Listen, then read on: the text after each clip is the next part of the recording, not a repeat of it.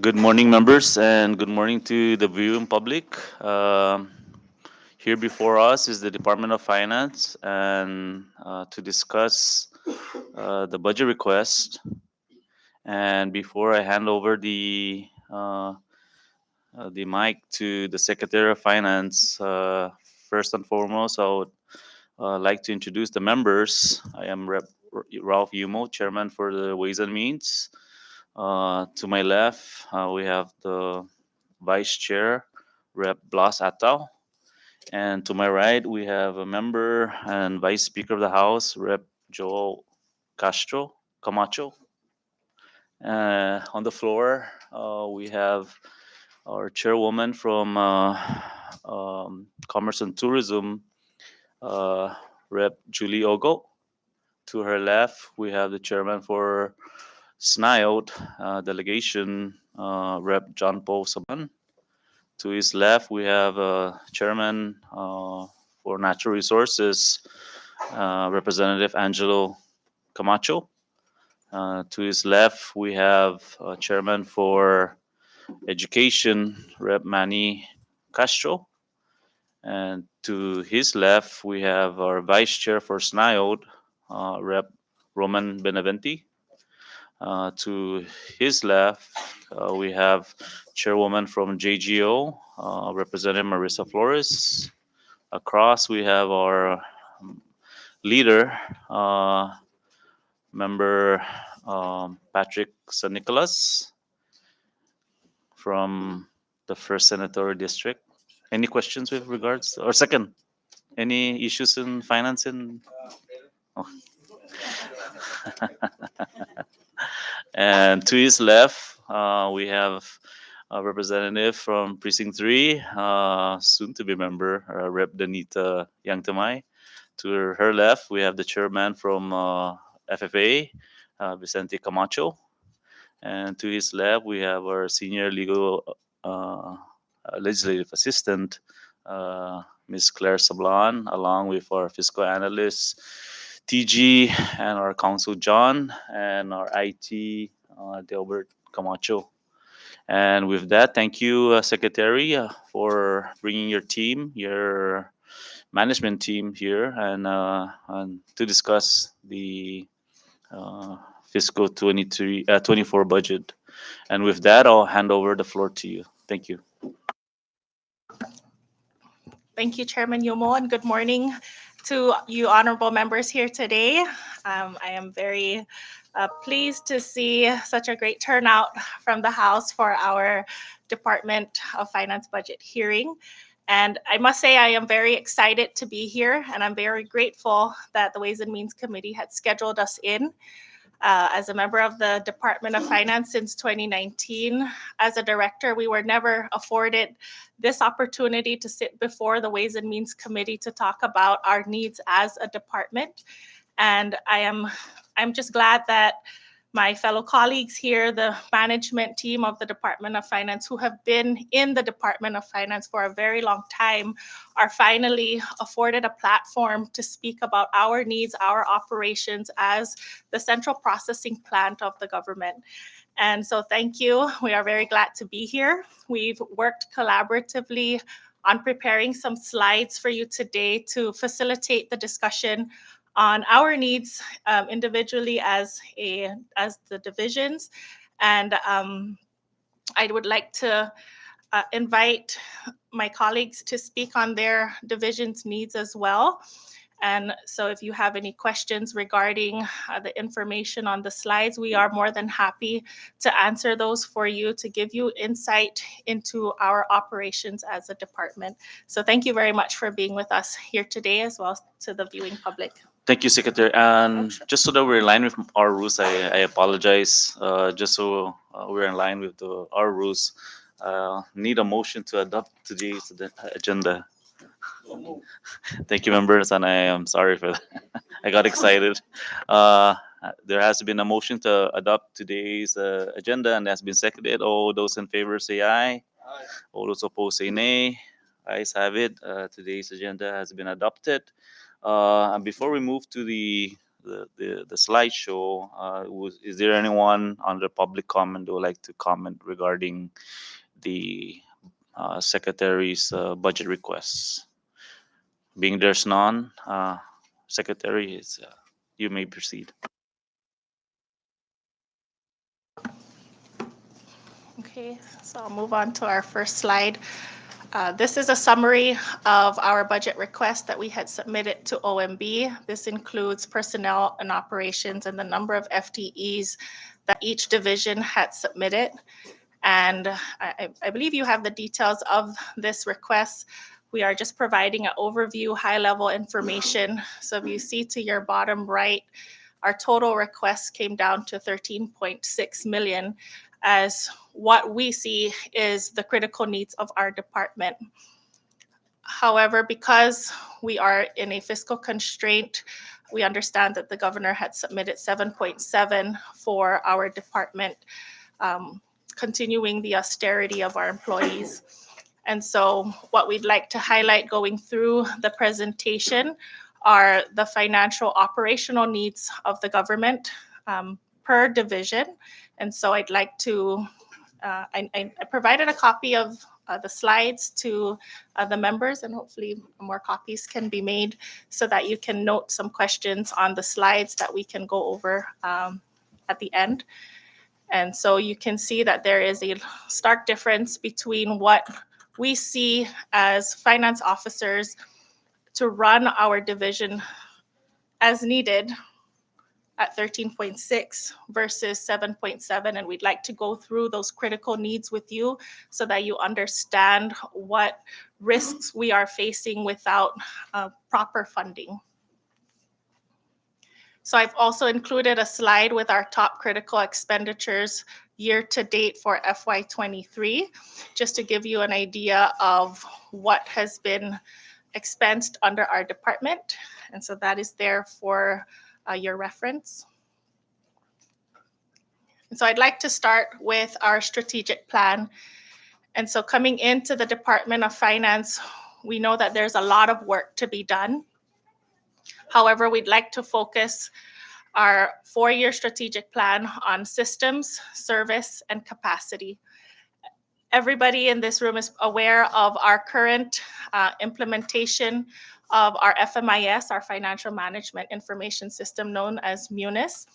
We are still ongoing the reconciliation process. We are in, we have a new team of MUNIS consultants here on island helping us to the end of the month to fully implement what's left of the project.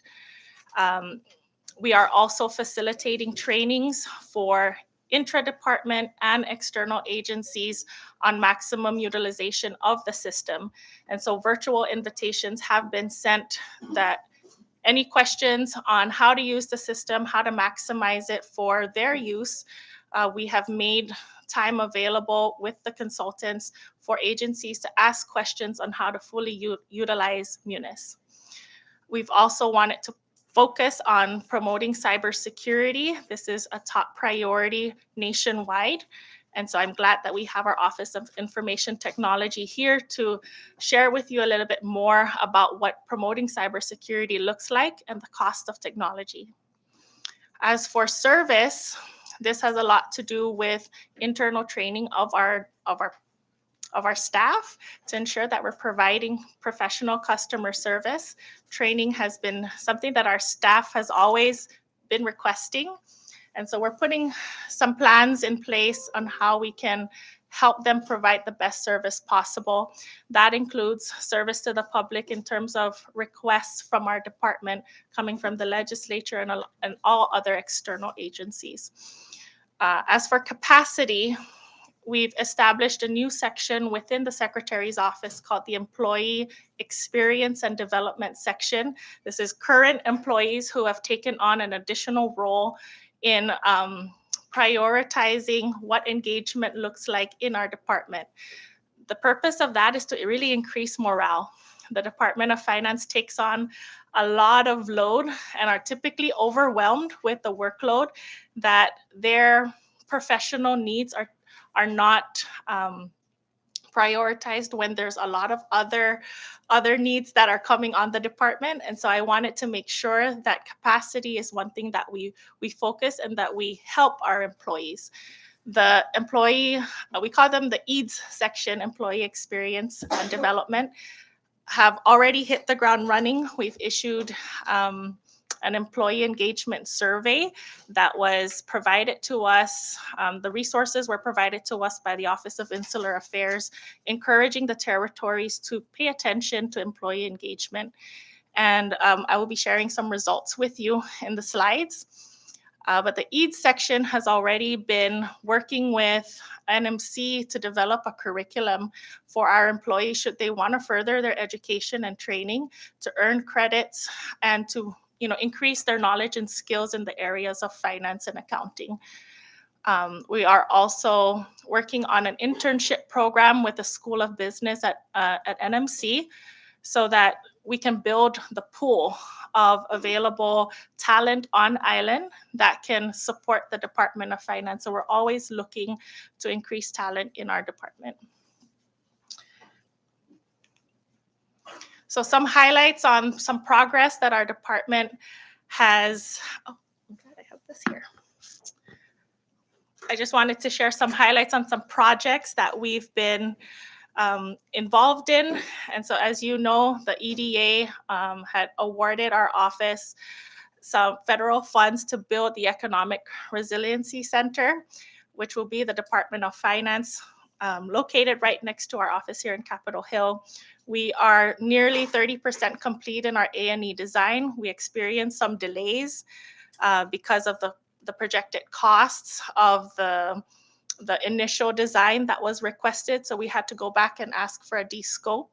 And so we're back at 30%. However, we are looking to have at least 80% done by November and hopefully start construction by next year. We recently were awarded $1.4 million from the Office of Insular Affairs for single audit and financial management activities. And this was a resource request that we asked OIA for some assistance. Included in that request was funding for forensic auditing, for a fiscal summit, and for professional services to help us catch up with our audit because we are 2 years behind. So we are very grateful for our federal partners in acknowledging just how much work the Department of Finance needs and support. We recently relocated the procurement office up to Capitol Hill, right next to the Secretary's office, at the DCCA Arts Council buildings. They recently relocated, and the old procurement office is currently under construction through CIP. We also have other building renovations through the CIP office. So we have multiple construction going on for our department. Our FMIS, the Munis implementation, is 90% complete. We are implementing the time and attendance or execute time for employees. So that one will be going live soon. We have the Customs Biosecurity Online Passenger Declaration Form. This is for travelers coming into the CNMI instead of filling it out manually. This was a digitization project, and we are 90% complete in the phase training and go live. And lastly, we have the Revenue Management Information System, which is our new tax system that was funded by Office of Insular Affairs through a TAP grant. And so that is the biggest project right now on the table for Rev and Tax, set to go live in next year, tax year 2024, starting off with state taxes.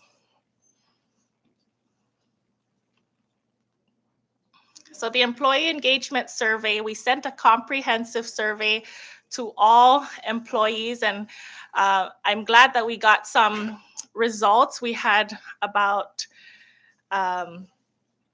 more than 200 employees respond to the survey. And we've had some successes that you can see up on the screen, that we have employees that they like what they do. They know what they're doing. However, as you can see, 45% of them would like their pay to be adjusted. Just like many other civil servants in the central government, they feel that pay is something that needs to be addressed. 61% feel that it's safe to challenge what is being told to them on how things are done. And so that indicates that the standard procedures in place could have some improvements.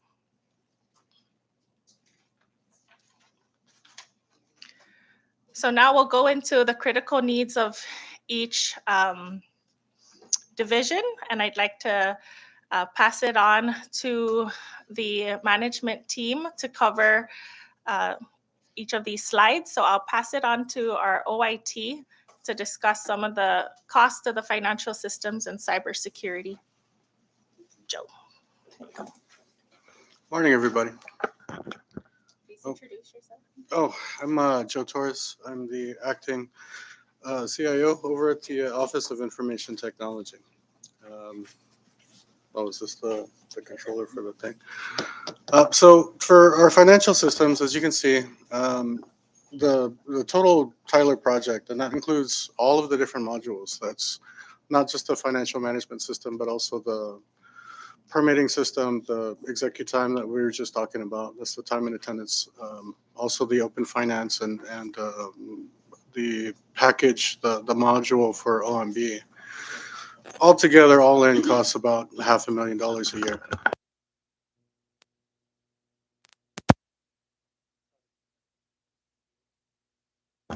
That was long. Okay, thank you. Is that better? Okay. I'm just going to run through these costs real quick, unless anybody has any questions about any of these numbers.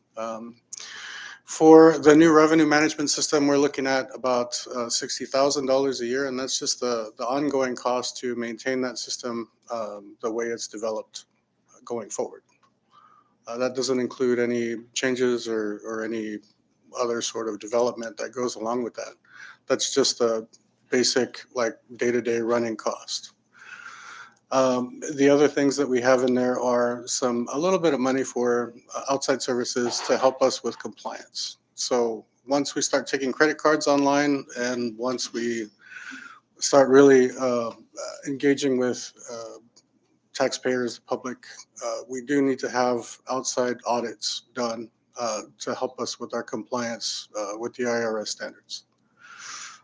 Additionally, for cybersecurity and IT infrastructure,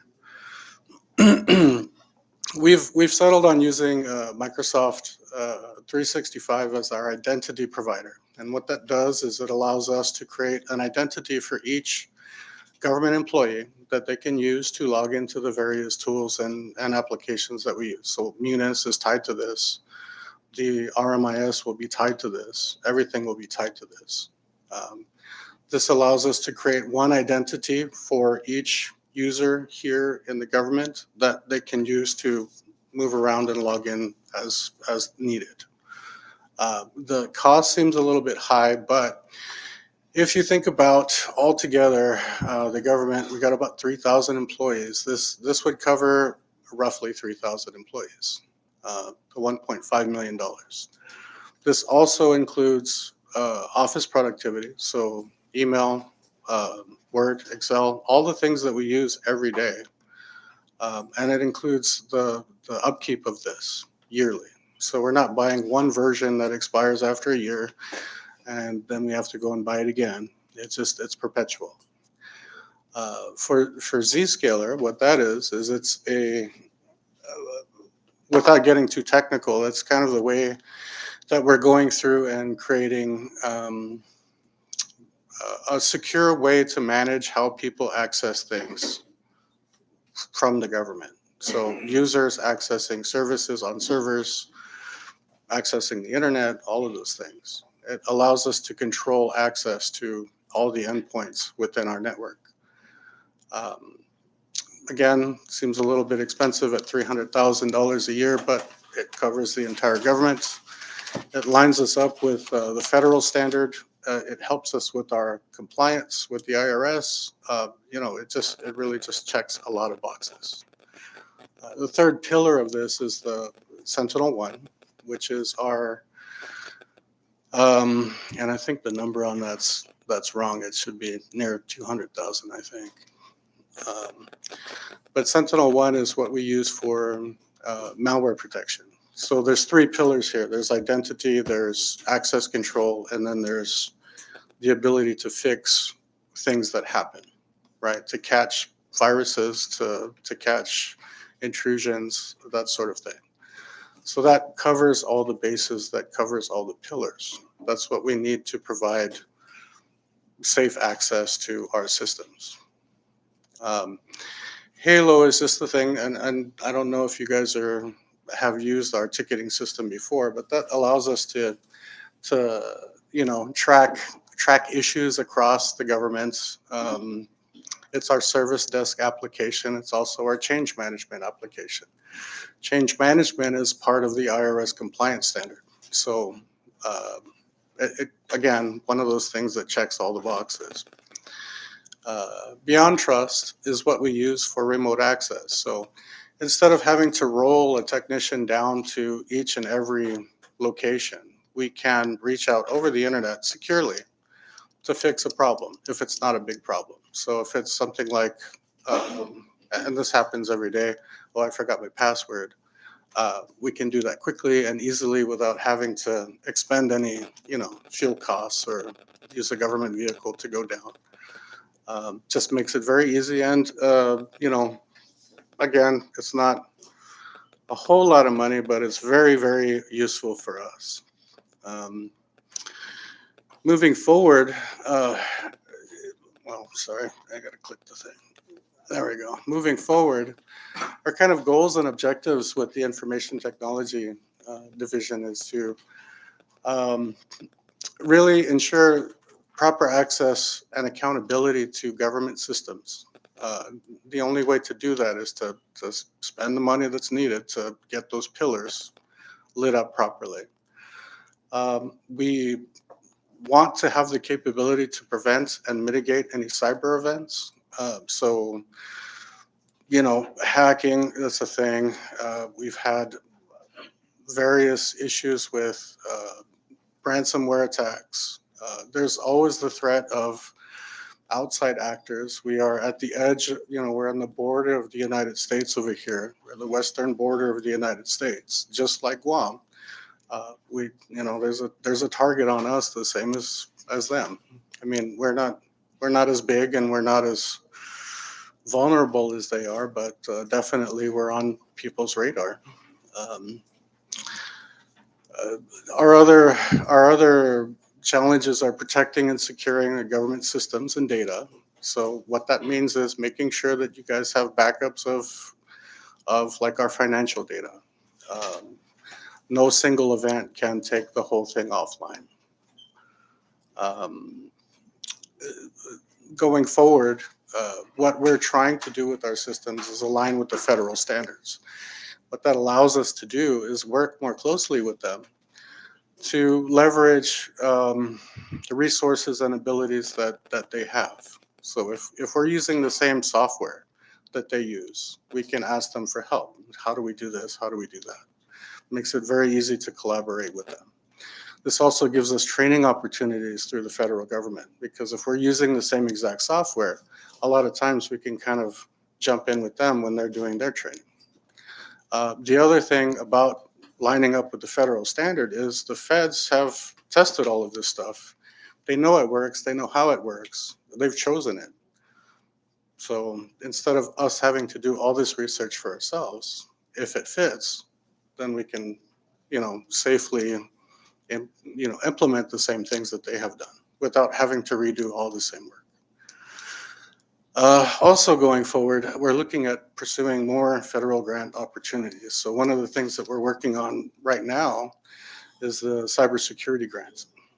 And what that's going to do is allow us to uh, get funding, get resources through the feds for our cybersecurity implementations. So that includes hardware, software, training, programs going forward for interns, all of that stuff. So it's a good thing for us if we can build that capacity here in the CNMI, because human resource is probably our biggest challenge here, right? So if we can get the feds to give us money to implement these programs and bring these people up, train them up, and have them be able to contribute to our workforce. That's kind of a no-brainer for me. I touched a little bit on the cybersecurity issues that have happened already in the past year or two, but they're just going to ramp up and continue.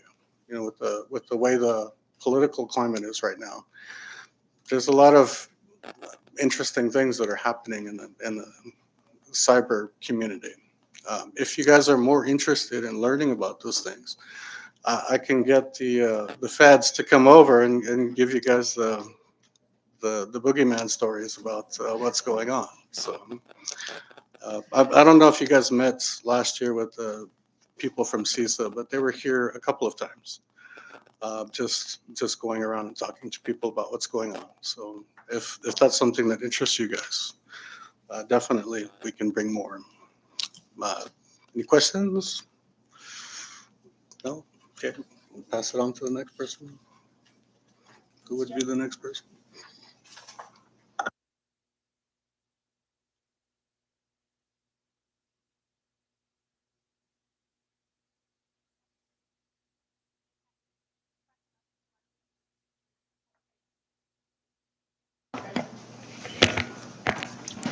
Good morning. I'm Connie Agutu, and I'm the treasurer. I've been there since 2012, and I kind of want to give you a short challenges that I had since then. I started at Treasury 2012 with only 7 staff. Um, they were underpaid, overworked until ARPA came. Then we were able to get 10 additional staffing, which was great. And then now we're back to having the same issues because ARPA is what it is now. The critical needs really is staffing. Training is covered. We just wish that we had enough staffing to allow, for training to happen. Um, Even now with the 10 that I have, uh, flu season comes and I have 3 people out. That just cripples Treasury in itself. And The needs really for me is the additional staffing, not just that, salaries. They need to move up. I'm lucky that I still have them. Some of them have been there for 15 years and they're still there. They love their work.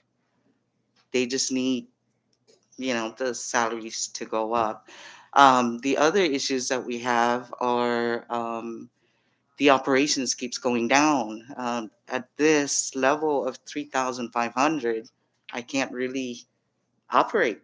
Uh, uh, what was that? To issue out taxes, mail them out, it takes at least 20,000 or more every year. We handle postage also for the other divisions, such as revenue and tax, financial services, even the secretary's office. So we need more funding under the operations. We also need, and I know I spoke to the secretary yesterday about having a side maybe meeting on the bonding. That's required by law, and we haven't been able to get that going, and that's something that we need to discuss further. And we're looking at the last time I checked to bond cashiers, it's about 100,000, but that was like 5 years ago when I first looked into it. There's more money now, and that will probably up the premium that we have to pay every year. Um, Other than that, the other things I kind of want to mention, which I didn't mention yesterday, is these fees that we are starting to pay with Bank of Guam. We're like any other customer. We're not budgeted for stop payment fees. We're charged $30 for it every time a taxpayer loses, their checks. We have to help them reissue those checks. Those are $30. We are also charged on online fees, and we can discuss that later. But those are the challenges that we have. We have to determine, is it the customers or the taxpayers' fault that that check is missing? But sometimes too, it has to do with the data entry. So those things we have to consider whether we charge the customer or we don't. Not only that, I don't. We need to either, I don't know if it takes legislation to start charging credit card fees. Also, we fully paid the credit card the fees that Bank of Guam charges us. So those are something that we can on the side discuss further.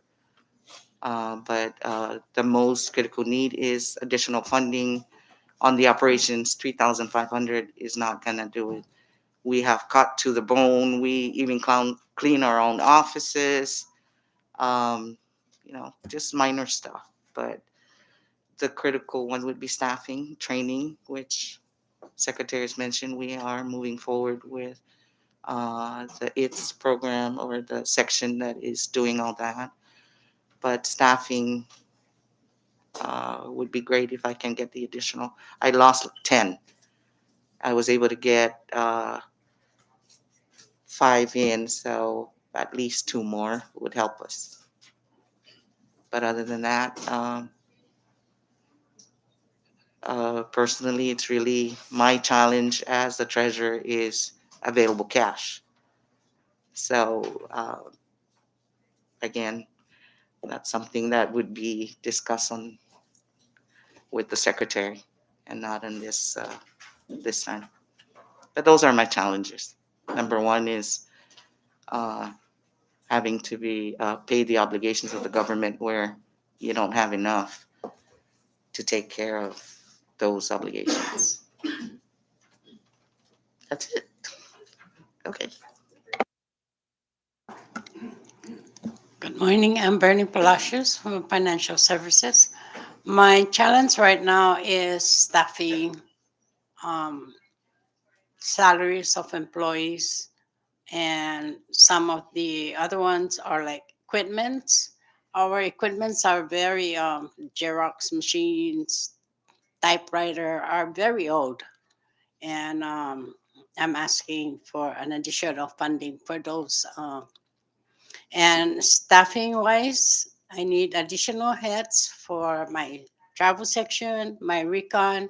My recon section is maybe 2 years unreconciled due to Munis, implementing the reconciliation. And I think I need more on the operations supplies. I have like 30 heads in the office with 500 right now. I don't think we can buy our own tissue, drinking water, or anything for the employees. So, and just to ask for an additional staff, supplies, and equipments for our office. Thank you. That's it. I'll pass it on to Director Moffness for Customs and Biosecurity regarding border protection.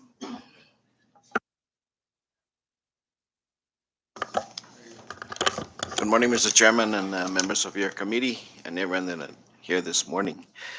Uh, Looking at our budget, I wish we can, and I hope we can stay with the department's budget request. Looking at customs and all the rest, there's a lot of red minus. I hope this is changed. I mean, for customs, the X-ray machine, the customs X-ray machine maintenance, it's about 60,000 annually for maintenance, both airport and seaport. These are critical equipment for the officers to perform their inspection at the ports of entry.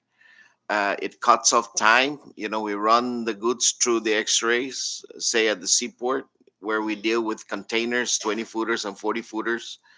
It cuts off time. Even with the X-ray at seaport, it takes about 4 to 6 hours to inspect or to run everything and to do the inspection. The X-ray would help us review what's hidden or within the boxes or whatever container that it is. At the same time, we continue to do manual inspection because of the tax for tax purposes. For undeclared goods, under value of goods, we still need to do those. Problem that we have is that the facility that we have right now, it's not good for the operations that we are doing now.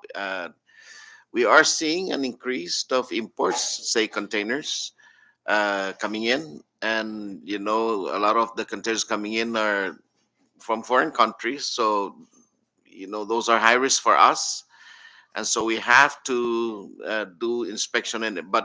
And it's costly for the importers because every movement of the container, the ports from the ports outside to customs, that's charged to the importer. And when it's lifted and put down on the ground, that's also charged to the importer. And then that's when we do, it's open air. If there's any invasive species there, it's gonna go, it's gonna invade us. So that's another thing that recently, just this year, that we added another hat to our responsibility, and that is the invasive species border enforcement. So again, I hope that the budget for the X-ray remains. The Customs Canine facility, at one point in time, our canine program is the hub for detector dog training here in the Pacific.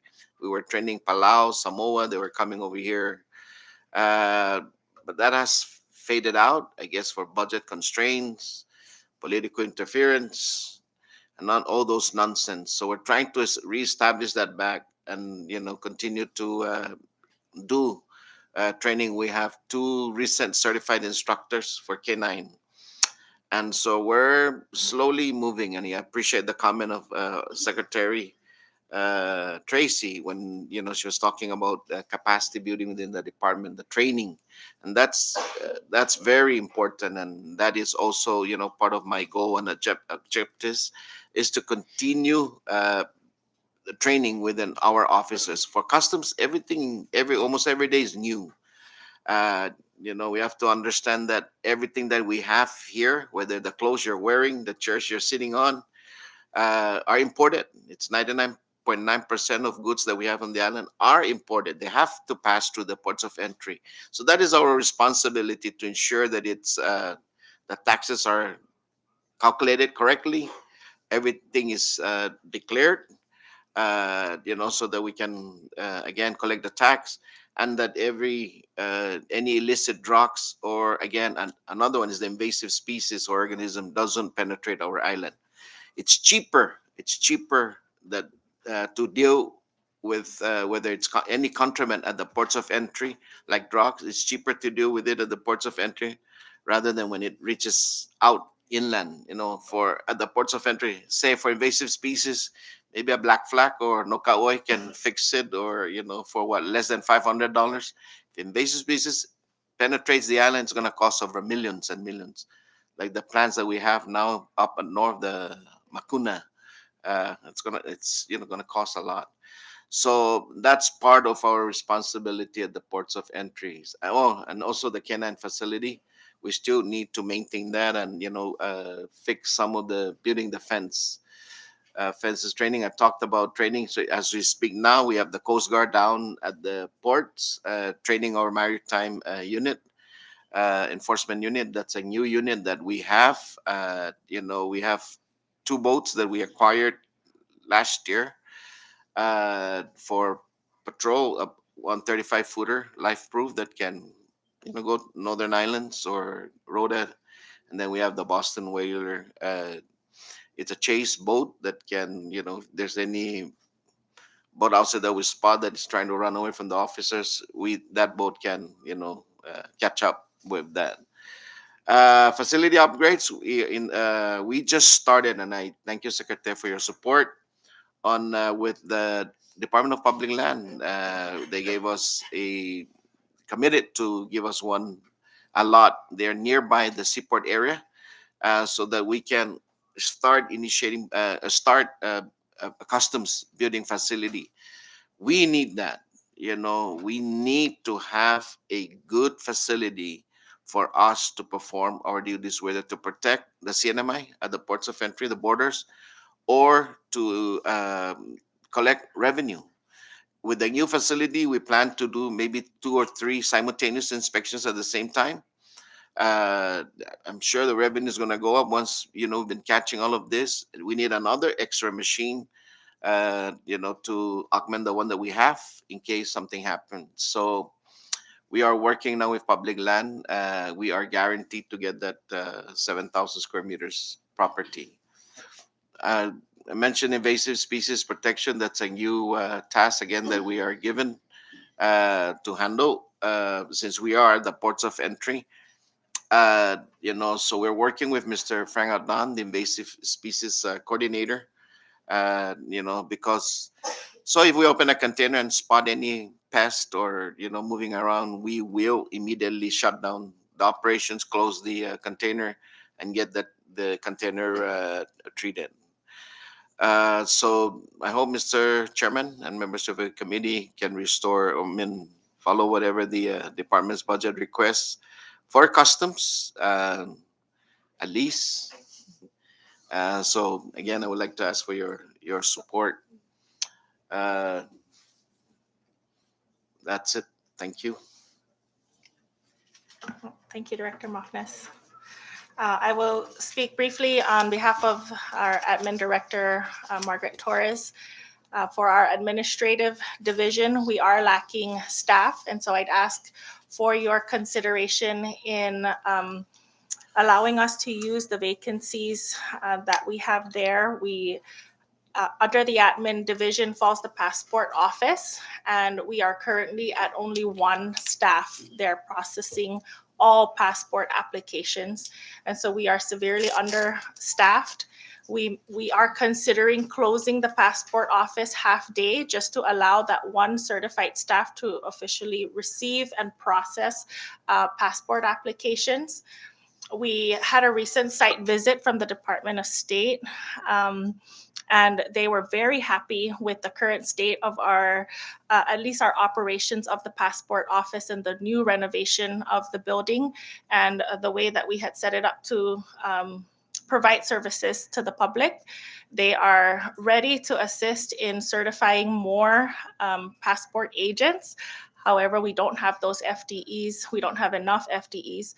And so we are asking other divisions to step in and assist the passport office. So we will be cross-training all admin staff in the division so that we have other staff to pull on when we need. However, we do, as you can see, everybody has their own operations that they need to take care of. And so whenever we pull from another division, we are taking away from their operations, but we will do what we have to.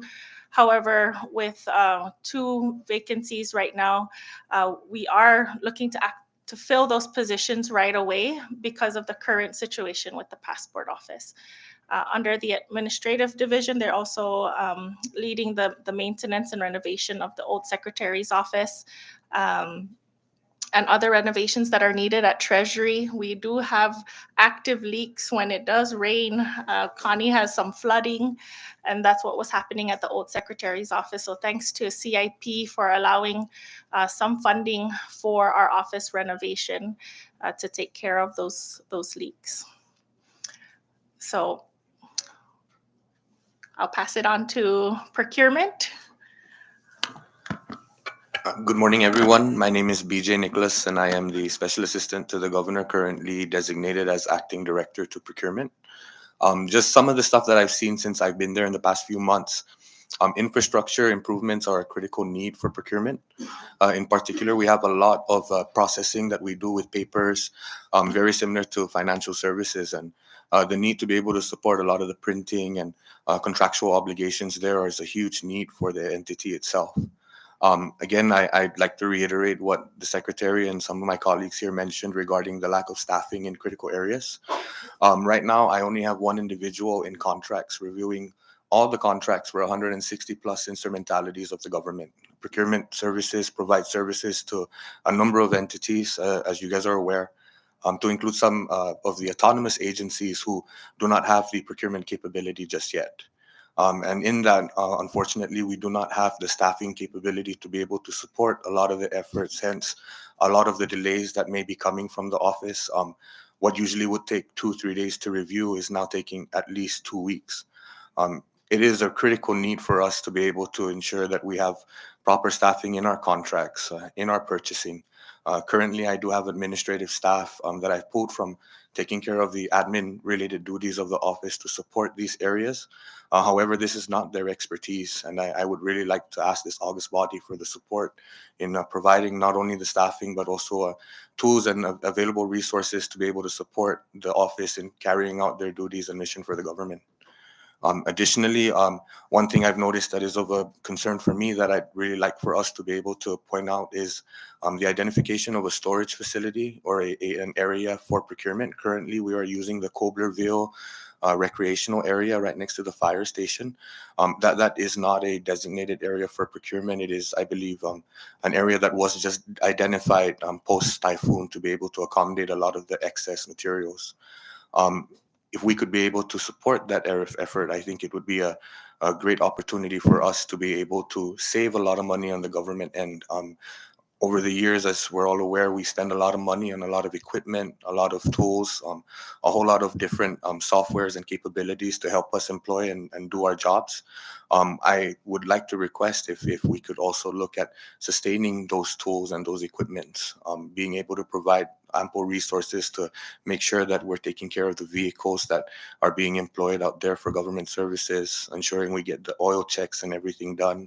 Our biggest expense out of the office, outside of office operations for the printing and papers, is fuel. And it's really because of our distance from our current location that we're utilizing to store some of the government assets, to include the General Services Administration lumber that was provided to us post typhoon from FEMA. Some of the stuff that we're looking at to try and help us also save costs and also mitigate a lot of the potential concerns that we've seen from prior storms is trying to pre-qualify our vendors. Being able to work with Homeland right now to identify the key areas such as debris removal and some others, feeding, catering, and whatnot. And then from there, trying to pre-qualify our vendors so that should a typhoon come, the emergency contracts can be avoided at all costs, and we can somewhat have a normal process to this without having to look at obligations of the government outside of a fully executed contract. I think that's been our biggest issue at procurement, and we're looking at ways to be able to mitigate that right now, and to include meeting with the agencies to help them better understand the regulations, as well as how to better navigate through property management and things like that. But at the end of the day, I really appreciate, and I know the team would really appreciate as well, the support of this body. We processed a lot, as the secretary mentioned, and the team, they work hard. I can attest to procurement. I have great people down there working really hard. If we delay on certain things, my sincere apologies. It's been hard with our current staffing pattern. But if we could get the support with the FTEs and the training, I would really appreciate it. Thank you. Pass it on to Reverend Tex. Morning, everybody. My name is Daniel Alvarez. I'm the acting director at Revenue and Tax. As far as critical needs, the first thing I want to bring up is staffing for the enforcement. And when I say enforcement, these are the branches of the auditors, appeals, and collections. Staffing is critical here because, for example, the auditors, we only have so many auditors. And right now, they're chasing the statute of limitations because they only have 3 years to do an audit. And there's only, with so many auditors, we can only do so many audits before we reach that statute of limitations. So it's very vital that we have more auditors for revenue tax.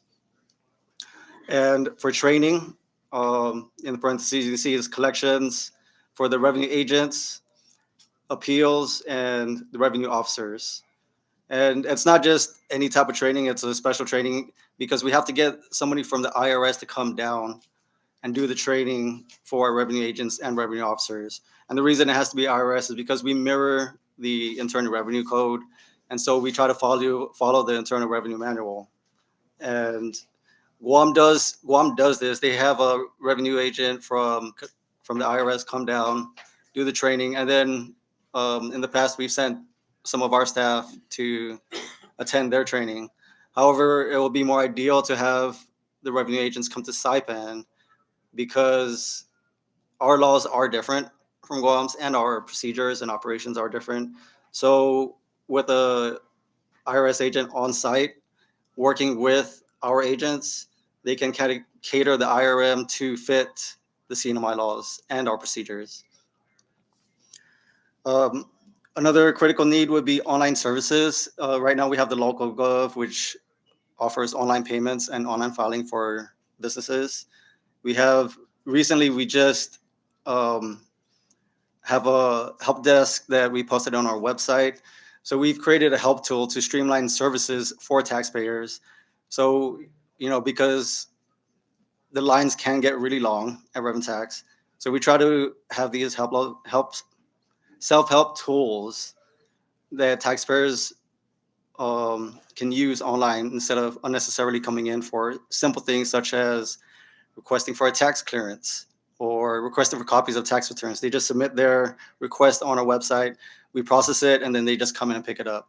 So that's a way to make services a lot easier for taxpayers. Uh, office supplies. Uh, Office supplies is, I would say, paper and ink is probably the biggest thing that we spend on at revenues because we go through about 9 or 10 cases of paper a month, and that gets really expensive. Warehousing. For warehousing, this is a huge critical need because our warehouse that we just moved out of was funded by ARPA, so we had to move out of that warehouse. And Customs was kind enough to take in our boxes and store it in their warehouse. However, it's really packed and it's actually not within safeguard standards. So, you know, every couple of years, the IRS will send um, safeguard agents down to do their inspection, security inspection on DRT. And one of the things that they do check is storage of tax returns. So because the warehouse is overpacked, it is not in compliance right now. And you know, Director Moffness just mentioned that they're looking at to upgrade their facility. So pretty soon we won't even have that warehouse available to us. And funding for a warehouse is actually very critical for us. We don't want to have employees working with tax files all around their desk. We need a warehouse for that. And that's all I have. Thank you.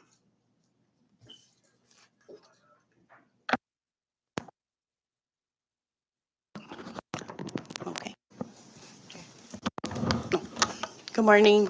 My name is Velma Beneventi, and I am the program director for the NMI Retirement Fund and GHLI.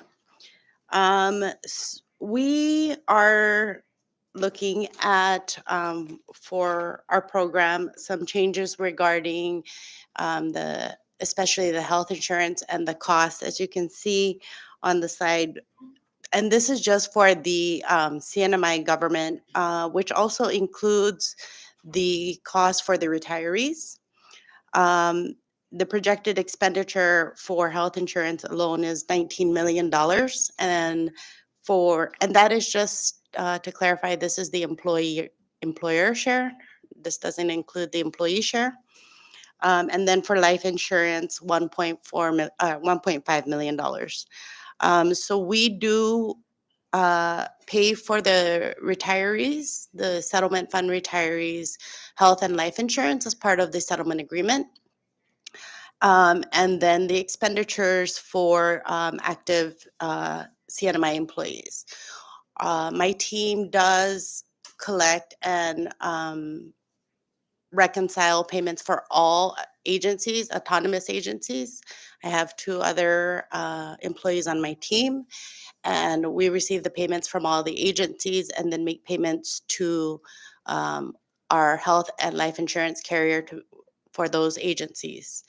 Um, as with everybody, I think, operations, and the we don't even have enough money to pay for like water and office supplies, our telephone. Right now with the budget. And in the past, GHLI has never really been included in the budget. Um, so we don't actually have money in our budget and the secretary's office had previously paid for all of our bills.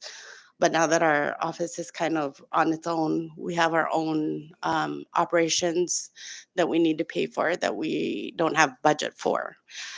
We are looking, though, for some changes to especially the health insurance policy in trying to make it more affordable and within our means and what the CNMI can afford, right? So, what can the CNMI actually afford to pay to cover its employees and their retirees instead of, this is the package that we have and this is what we're going for.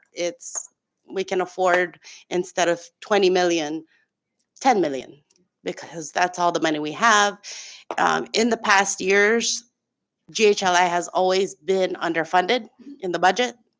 We don't have enough money to pay for the premiums, and so therefore it's always overrun.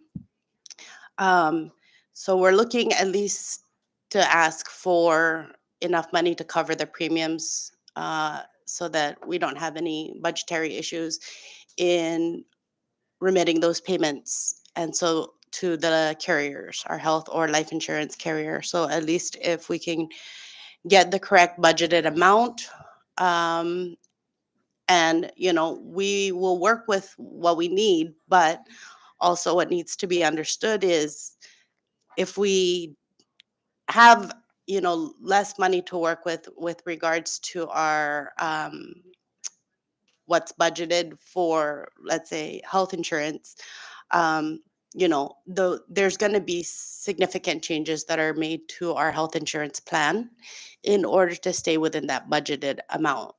Um, and that would affect our retirees, which are in the US, and then of course our population here in the CNMI. So those are just some things that I would like for you guys to consider when reviewing the budget for GHLA. Thank you. Thank you, Val. So lastly, I'd like to share our partnership resources. As you can tell, we have a lot going on in our department, a lot of programs, a lot of services that we play a critical role in. And so in order for us to build our capacity and we leverage our resources, most importantly with our federal partners, the U.S. Department of Interior through the Office of Insular Affairs has always continuously supported the territories through their Pacific Islands Training Initiative with the creation of the Island Government Finance Association. So I was recently there in Portland for the national conference, and then we have a separate meeting for the territories, and we leverage each other's resources and knowledge, and we share our hardships in of our financial operations. And so I'm glad that we have that kind of support where, for example, in this meeting, we shared our struggles with our implementation of MUNIS. And because the USVI and Palau have already implemented their systems, in the areas that we struggle with, we share all the details of what we don't know and how's the best way to proceed with that. And I'm glad that we were able to connect and gain some support from those territories. They've been actively helping us through email, virtual calls, and these are all free resources. They're doing it out of the kindness and support of the region, and so we're very grateful for our partners in that area. We have the APIPA Conference, Association of Pacific Island Public Auditors, and this is training that is available for finance officers, accountants, and auditors. And so usually this is something that is funded by training, training budget. Of course, we haven't been able to attend with the lack of training, but we know that at least the resource is there. This year it's being held in Majuro, but a couple years ago it was held here in Saipan. So a larger amount of our staff was able to attend that training. That's an annual training. We have the Oceania Customs Organization, which we hosted back in 2019 here in Saipan. We partner with the Homeland Security, HSI, and CISA for our cybersecurity. We partner with GSA for procurement, and then we partner with the IRS for DRT. Director Mofna's adding DEA, Drug Enforcement. What is that? Drug Enforcement Administration. And so they have a special task force within Customs that are actively involved in ongoing investigations. We also partner with the All Island Tax Administrators Association, also funded by DOI, for Rev and Tax. And so with the lack of training available here on island, we try our best to partner and leverage the resources that we have available to us. But again, we do need additional support so that our staff can avail of those resources. So with that said, I wanted to share some pictures of the staff of the Department of Finance for your reference. We have very hardworking and committed individuals, and we are here to advocate for them and ensure that we can get as many resources as we can to ensure efficient operations for our department. Before I close, I'd like to reiterate that we understand the current situation, our fiscal situation, and although we're presenting the needs of our department, we will try our best to operate as efficiently as we can within the budget that is provided to us. It is a challenge to address. We understand it's a challenge to address all department needs, and we are doing our part to share the information that we have. But what does this mean for our department moving forward with the FY24 budget? It means that expectations need to be managed, that there will be delayed processing times for normal operations. It does mean reduced services, meaning we close offices because we're not able to have full operations. It means we have increased risk for cybersecurity and cash management, and it does have enforcement impacts. And so with that said, we will work with what we have, and we hope you consider all the information that has been provided to you today, and we look forward to working with you guys. Thank you. Thank you, Secretary, and to the your team for that presentation. And before we move forward for the questions, we have the Special Assistant for OMB behind you, and her senior analyst, Ms. Jasmine, and Ms. Villagomez, in case the members have question. I just have one question, since you agree with the governor's submission.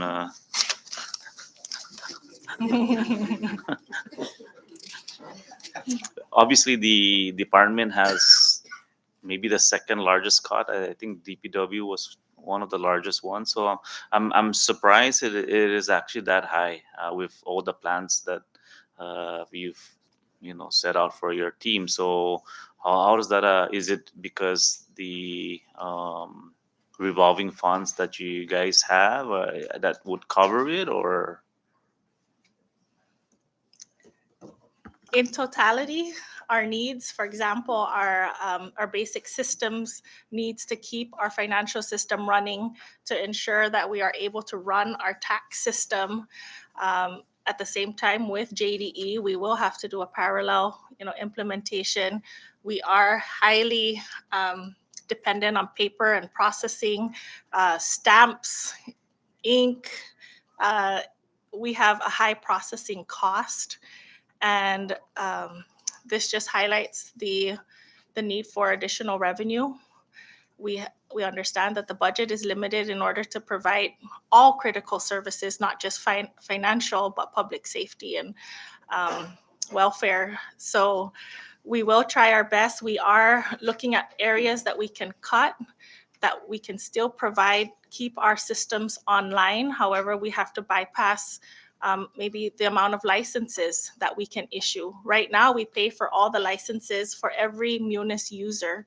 Maybe we'd have to entertain severe cuts to access to the system, which would mean funneling entry of invoices to maybe just one user per department versus one user for every division. And those are the cuts that we are looking at. We are giving you what it would look like if the services at its current level were to be kept. But we are ready to make cuts. But again, that just introduces more risk to our cybersecurity, to our cash management. It will reduce or delay processing time. And so we will work with what we have, but we are, again, one of the departments that are underfunded, and we just have to work with what we have. Thank you for that. I still can't, understand. I mean, the one of the largest departments that's tasked to collect is underfunded, and I'm not. I'm sure other members would agree as far as why is it being underfunded. And that's something maybe we need to sit down and work with you as we go through the budget process. Um, and I guess I'll open it up to the members. I know one member needs to leave early, so he requested to ask his questions early. Uh, Rep Saban, not Thank you, Rep Mr. Chairman. Nicholas, Rep Sablan. Thank you, Mr. Chairman, and welcome, Madam Secretary and your team. Uh, my first question would be on the Division of Custom Services. I see that there are probably four that are 90% allocated percentage. I'm assuming that these individuals did not meet the essential listing. Is that correct?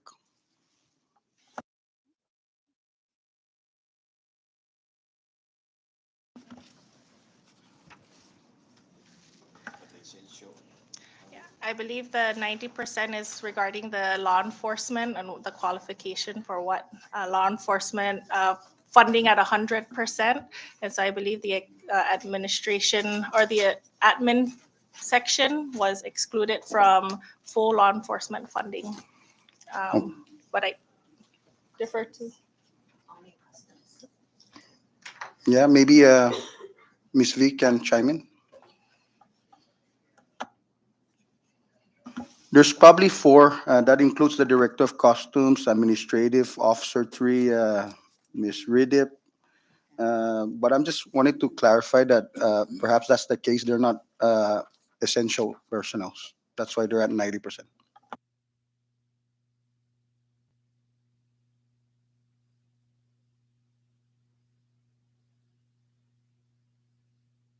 Up from, oh, there.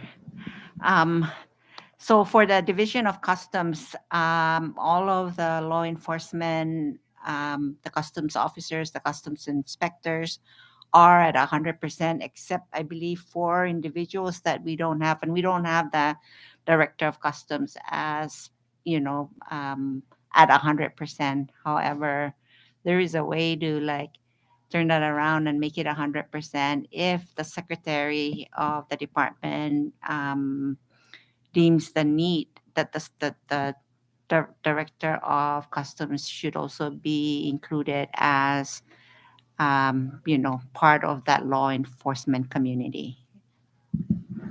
Thank you. Thank you for that response. My next question is for revenue and tax. I know you mentioned in your presentation that you need more enforcement personnel.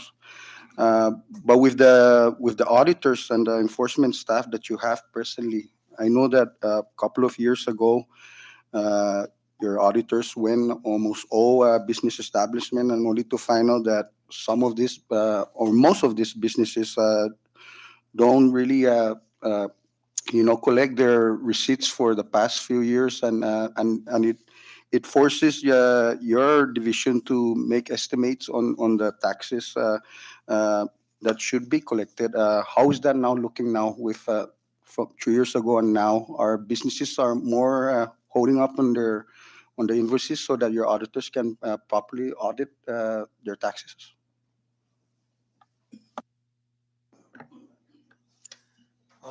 I can't accurately answer that question on how things are holding up now, but I know I've seen less citations on cash receipts recently. So I would assume that it is doing a lot better now. Okay, thank you for that response. And what are some perhaps emphasis that you're doing, trying to perform to better collect? I mean, we depend on you guys on collections as well as customs, and I believe, and perhaps some of my members would agree that. Putting more emphasis on enforcement and auditors would be a best thing to do so that we can collect more on taxes on a daily basis or perhaps quarterly. Well, yes, the auditors are understaffed, and our secretary is working on having them exempt from austerities. Um, and so they understand their situation. They're working really hard on determining how much the government is owed, and then collections. And then once they determine how much is owed, we look at what we've collected, and the whole team works together to reduce that gap between what's owed and what's collected. Uh, you know, oh yes. I just wanted to highlight that we did propose for the auditors within the examination branch to be excluded um, from the austerity so that they can continue and increase the number of cases and actually close the cases. And so once the audit is complete, for example, that initiative that Rep JP that you brought up, where they identified 24 million in unreported revenue. That is the findings of the audit, and then it is forwarded to collections for the actual cash collection. And from there, the taxpayer still has the right to appeal those cases. And so we have more appeals cases. However, we have one person in appeals. We don't have a hearing officer. And so those are the sections within the division that need more support. In the collections branch, we have 5 revenue officers. And again, like Acting Director Alvarez mentioned, they are in a race against time to collect those outstanding revenues within the statute of limitations. And so when you only have 5 revenue officers and 4 auditors, but a huge accounts receivable, I mean, the expectation is they are doing as good as they can, but they need additional support, meaning more. We need more revenue officers. We need more auditors. It is very hard to attract people to work at Rev and Tax with the current civil service scale and the required or preferred background so that they can come in and immediately start working versus come in and do on-the-job training. So those are the challenges that we have. The typical training course with the IRS is 6 weeks, and the closest that they've come is in Guam. So to send one person for a 6-week training is about $12,000, and that's just one person. And so the last time we had that was at the beginning of the pandemic, and they did not complete the course. And they were supposed to continue, but that has yet to happen because of the pandemic. And so we have been actively asking the IRS to provide more training. And because of the complexity of the training, they want to do it in person. We've asked for virtual trainings. It's just because the time difference between Saipan and the East Coast. So a lot of challenges on both sides. But even if they were to bring training, we would still have to meet them halfway and send some people to Guam to attend those trainings. And so we've asked Guam for a virtual option. They're trying as much to assist us. However, we do need that additional support. We say we need training, then we have to get there when it is provided. And so that's really where the staff are currently.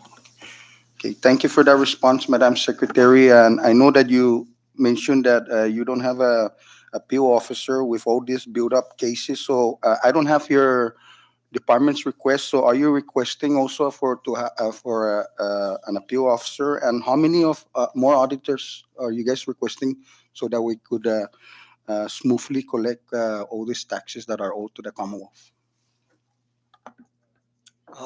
We want to get up to at least 10 auditors and one appeal officer. Okay, thank you for that response. And last uh, on revenue and tax, I know that you mentioned that you guys need a warehouse. Are you guys in any way trying to transition to digital instead of focusing on hard files? Uh, is the division on any way trying to transition to digital?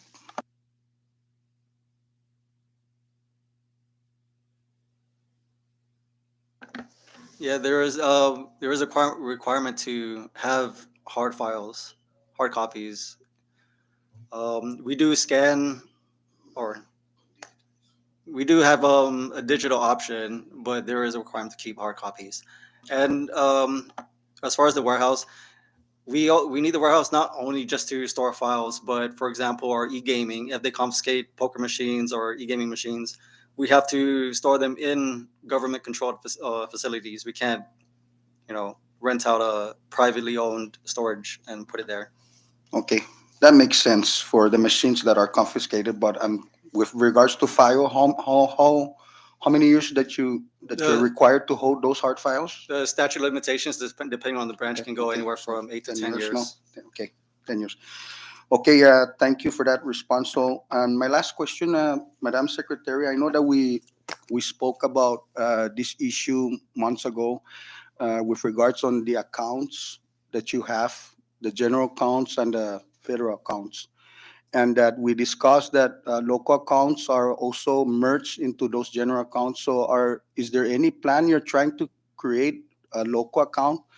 And the reason why I ask this question is that there is a judgment ruling already about the with the administration executive branch using local funds absent the blessing or the appropriation from each senatorial district. And I want to work with you that we will be mindful that when there's local funds that get set aside so that each prospective senatorial district would appropriate. And if the administration needs to use those funds, we humbly ask and respectfully ask that we have that communication and that we just don't unilaterally just use those funds absent an appropriation from each senatorial district. Thank you.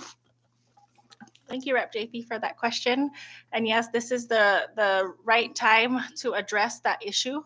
And in the Munis implementation right now, the last part, or one of the last modules, is the Treasury Fund, which uses the concept of pooled cash.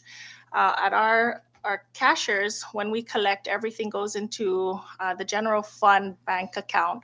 And so the Treasury Fund is made to manage the cash that is collected based on the revenue codes of what is being collected at each collection point, and from there automatically distribute the collection amounts to all the proper business units or accounts, whereas before it was done manually.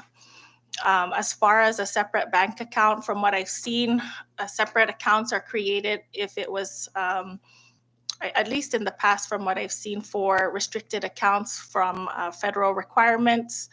But the general fund is one account. And so I think moving forward, this is a good time to establish a separate account for local revenues, and then also to ensure that the Treasury Fund that is set up right now for pooled cash is able to identify that there's a separate account to pay for local funds. So yes, that is something that we're working on. Thank you for your response, Madam Secretary. Thank you, Mr. Chairman. Thank you, Rep. Sablan. I will now recognize Rep. Angelo, then Rep. Manny. Thank you, Chairman, and good morning, Secretary and team. First of all, I didn't realize how big your department is until you actually see it on hard copy. But I commend you guys for all your efforts in keeping the department operational. I know it's a really challenging time, but let's work together. First question is regarding revenue tax. I see you guys do have a vacant position for the manager tech and appeals branch. I do know that labor currently has one hearing officer. Civil Service Commission is seeking a hearing officer. How do you guys currently go about any appeals right now? As it stands right now, we currently don't have anybody who's done an appeal or has experience in doing appeals, and so we haven't done any appeals right now. Okay, but for instance, you guys come across an issue. How would you guys, or how do you guys plan on going about it? Are you guys going to seek labor's hearing officer, or There was a discussion with labor one time. Labor did offer some of their services should we need it. So that's one piece of the puzzle that we're glad that has been offered. As far as the steps in the appeal process, we have to reach out to the IRS for every step that the case goes through. We also work with the taxpayer and the parts of the case that they are appealing, and sometimes they are willing to just settle the case. But yes, there will be more audits, mean probably more appeals, and so we're glad to partner with labor, but we do still need to fill those positions. Finding people with actual experience in tax appeals is very hard to find, and so most likely we will have to do on the job training. But with the proper background, it should be easier to train the person. But again, it really is dependent on our relationship with the IRS and then also with the AG's office to help build that capacity. Right now, we are lacking capacity in that area. thank you for that clarification. And just one last question. I know you mentioned that you had I believe it was 3 vacant positions. You have other vacant positions in other divisions. How soon do you plan on filling these positions? If the positions are kept in our office, in our department, we do intend to announce those positions. We are looking for people with accounting background that could specifically assist with the single audit. And so with some support from DOI, we're hoping that that kind of shared cost could help us in attracting people that will be working for our office. So we're trying to find as much funding sources, but we need the FTEs in order to announce those positions, and we do intend to fill those positions. So we would appreciate the consideration. All right, thank you. Chairman, are you? Thanks.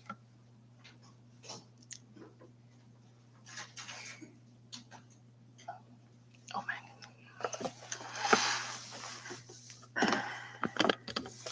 Good morning, Secretary and team. First of all, I just want to thank you guys for everything that you do. Looking at all these FTEs, I do agree with the department that salary definitely needs to be adjusted,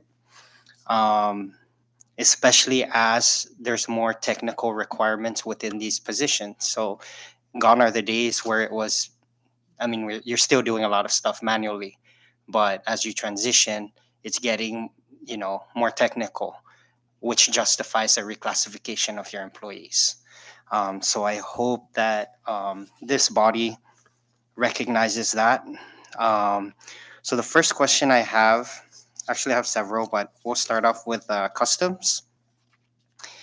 Has customs looked into automating tax collection process at the post office?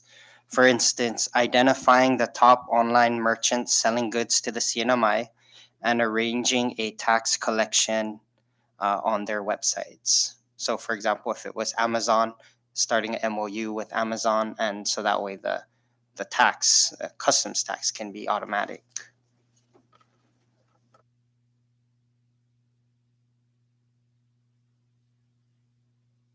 just about the collection with off-island vendors. That topic has been brought up with the proposal for online sales tax, where we would have to ask vendors to withhold those taxes and remit it to the Commonwealth. That is a different tax from the excise tax when goods arrive at the ports.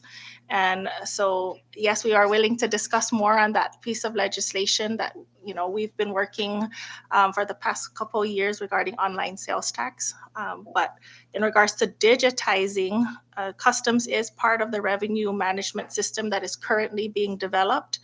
Right now, we are developing core operations first before we can go into creating online collections. And so, as far as plans for the division, I can open it up to Director Mofnes. I think one of the challenges that we have at the post, especially at the post office, a lot of these businesses that changing their, bringing the packages as personal, but we know that relates for business. So that's almost like a daily challenge for us. Again, we wanted this our operations at office is limited. We cannot even put our system in there, because if we need to drill a hole there to put the line, they need to get an approval from their Honolulu office. So we are just using what we can now. Wi-Fi. We're using Wi-Fi now, but again, I would like to say that the post office are one of our partners, and they are great partners. So as the secretary mentioned, we are part of the to digitize or RMIS. the new system that's coming up. I also just wanted to thank Customs because there's a lot of challenges, but I know you guys are doing great work. Um, so the next question, actually, I'm going to refer back to the Secretary of Finance because it was mentioned. The Republic of Palau recently switched from the old system, which is what we're having in terms of tax collection, which mirrored the IRS is. So I just wanted to get your opinion on the sales and service tax versus BGRT, as I am currently working on legislation for that.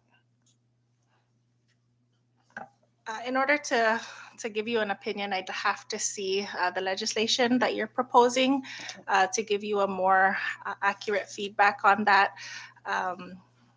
Whether it's a sales tax or a BGRT, eventually the cost of that tax does get passed on to the consumer. It's just the mechanism and how that's done. And so, again, I'd be willing to review your legislation to give you proper feedback on that. Okay, thank you. Okay, so we addressed the reclassifying, so looking forward to that. So we, I'm sure a lot of us, myself and other legislatures, have been getting concerns from many small business owners regarding services that were provided, yet payment continues to be an issue. Some stretching as far back as 2 years. My question is, how is it possible that funds, or I think we already know that answer, but how can we address that moving forward? In the past we had P cards, so it was good for small businesses because they got their payments up front. Since the administration suspended those P cards due to maybe some isolated incidents of abuse. But how can we work on paying vendors on time and not telling them to come back next week each time? There's some vendors that have complained that they would go up to the agency to pick up their check, and they would be saying, okay, I promise next week it'll be here, and next week comes, it's not here. For some, they've been waiting months. So this is really not acceptable. So moving forward, I just wanted to get an answer on how the government is going to address that. Thank you for that question. First of all, the the initial way to address that issue is to adopt cost containment measures, which is what this administration had come in ready to do, and which we have. And that's to reduce the government obligations and now focus our attention on the outstanding obligations. The agencies, department and agencies incur these expenses based on the budget that's available to them. They're able to run a PO. And this was in the past because right now we don't have that available to the agencies for operations. But again, it's based on cash availability. For us to pay down those obligations, it's what we actually collect, and then we just take that money and we pay the obligations that we have. And of course, because our obligations exceed our revenues, we have to prioritize where the cash is going. Unfortunately, there are two types of obligations. There's federal and general fund. And so it depends, again, it depends on the vendor that's following up. There could be a lot of, there could be delays in the federal drawdown process. But again, most inquiries that we get is due to the general fund.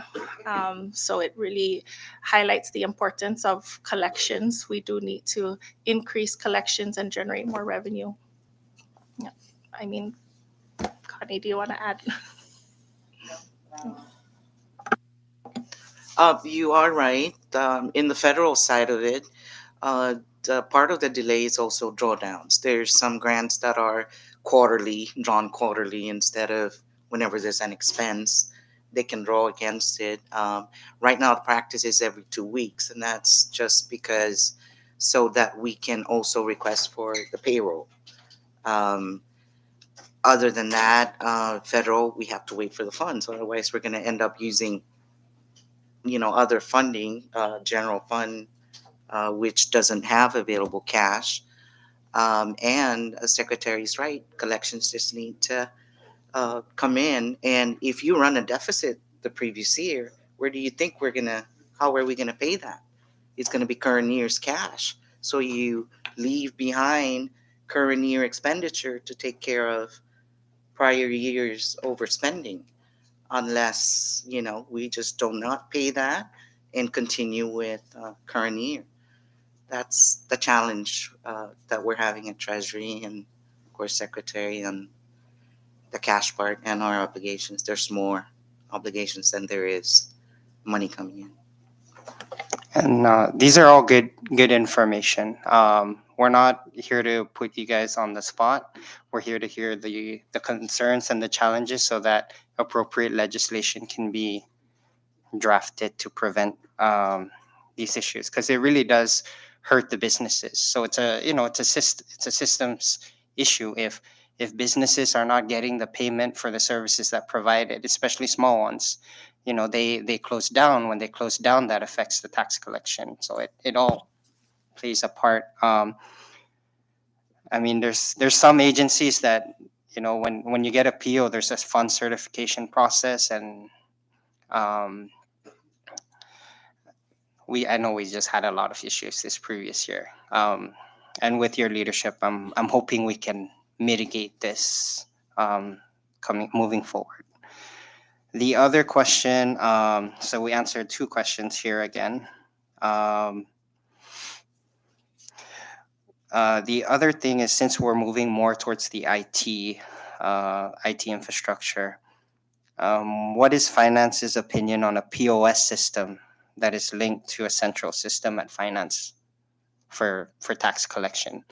I mean, you all know this. Like, when you go to a lot of these mom and pop stores, they have two books. They have one book on the side for what they're actually making, and they have one book for what they're reporting to the government. So, for instance, like having a POS system that finance provides, and also having more officers. We really, I think that is the solution. Even when you, let's say you go to a bar and you just sample how many shots are being issued, and it's not matching up with the BGRT. I mean, that's old school. That's how the old auditors used to do it, and they caught a lot of them. Um, but yeah, so just what is your opinion on something like that? Thank you for that question. I know that idea has been floated around, that we've been asked to look into what would that look like, what are other jurisdictions that do that, and when you do the research and it all comes down to the cost of technology, it would be nice to have that available. Yes, it would make enforcement easier. Yes, but then again, the cost of the software, the cost of maintaining the software, the proper licenses to secure the transactions, those all come at a cost. And right now, all we're asking for is the cost of our current financial management system. That is already an issue of just maintaining our current system. So whenever we look to expand the type of technology, we also have to be very mindful of the cost of acquiring the technology, maintaining it, and ensuring cybersecurity. So I know Joe has more boogeyman stories of what happens when you don't secure your technology. But we will always be open to technology. We'd always be open to efficiency. However, when that idea is thrown at us, we'd like for everyone to be mindful of the actual cost of using that technology. Yeah, I mean, automation at the end of the day, that helps with costs. So the more processes you automate, the less costs you experience. So cost benefit analysis, right? You guys are versed in that.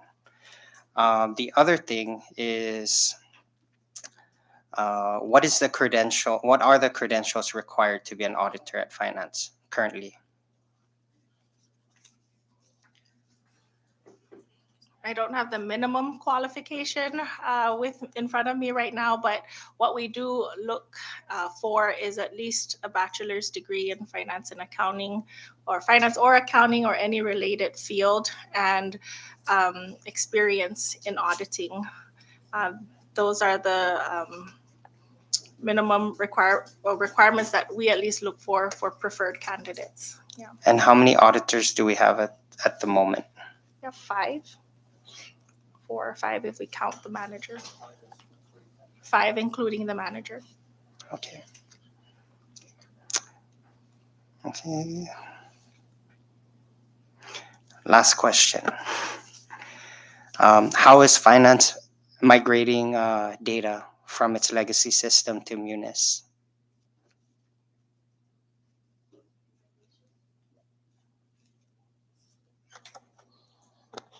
So I can't speak to the actual plan to put it into the current system, but what we have done is pull up all of our existing records, and we are side by siding still the old JD system. So everything is live and online presently.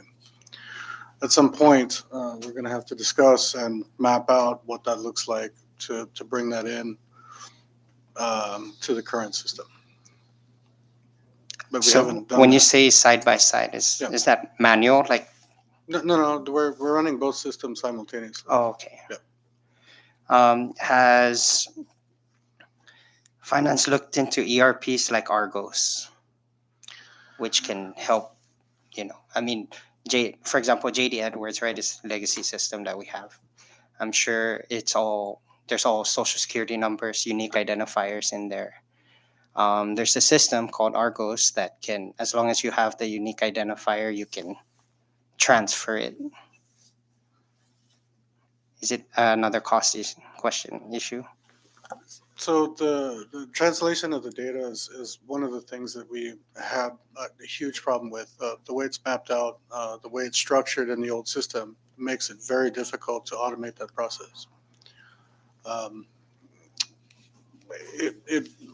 It's kind of at the point where it would be almost the same amount of time and cost to do it manually versus to engage with um, you know, that process. I'll just give you an example of the data migration that we are considering for the revenue management system. And so for taxes, we need at least 10 years of data available. However, to migrate that data into the new system, like Joe said, we have a lot of challenges in the mapping and the accuracy of the data. And so for us to do our job, we just need to be able to access the data, not necessarily migrate it over to the new system. And so part of the scope of work was to make the data at least static data available versus active data. And so we're talking with our developers on accessing static data and then using that data to calculate forward in the new system versus trying to bring in all the baggage and put it into the new system. We want to keep it where it's at so that we know at least 2019 and prior, we access the static data. It doesn't do anything, it will not make any changes. It's just a snapshot of what the account balance was at that time in the system, and then take that information and then use it how you need to in the new system. So we have, we've discussed this topic over again on not just migration, but also storage of prior year's data. And so again, storage comes at a cost. We consider that cost. Migration comes at a cost. And then also the validation of the data and who's going to validate and who's going to test. And so instead of, we don't have enough resources to do that work. So we are sticking to static data, and we'll do the manual work of extracting it and then using it moving forward. Yeah. It sounds like a good plan. Thank you. I hope so too. Especially you can help in the new system. That means the data will be more clean. However, that's more stress on your personnel. So we really need to address the salary scale, because right now the personnel that it's not the same as the previous years who were only dealing with one system. Basically, you're dealing with two systems. So that's increased stress. And to be honest, for the level of credentials that's required for these employees, plus the workload that's being put on them, it a salary increase is really justified. I think probably more justified than any other agency. I mean, you guys are the front line, and we need to get this working. So thank you for your time. Thank you, Rep Castro. Recognize San Nicolas, Rep San Nicolas, then Vice Chair, and then Rep Manresa. Thank you, Mr. Chairman. Good afternoon, almost good afternoon, Madam Secretary. And thank you for being here with your team. This is just in regards to the second senatorial district with the delays of fund transfers of fundings to the island. If you can reconsider and reinstate the Tinian's Impress account and have the funds for operations transferred to the municipal of the Tinian for at the beginning of every month. With this, it will allow the municipalities to effectively manage their financial resources and grant them the control to pay off the vendors that the municipality owes. Their obligations, eliminating delays and confusions, and all the conflicts that we are experiencing down there within our procurement and financial system. Is there any way that we can, that you can have a way to eliminate these delays, Madam Secretary? You asked two questions for the Impress Fund, and then you mentioned Yeah, the financial system. Yes. There's a delay in the financial Right. system. Transferring of the delay of Okay. the funds transfer. Yeah. Okay. Was appropriated. It's been delayed, but we were waiting for that for at least 2 to 3 months for that funds that have been appropriated.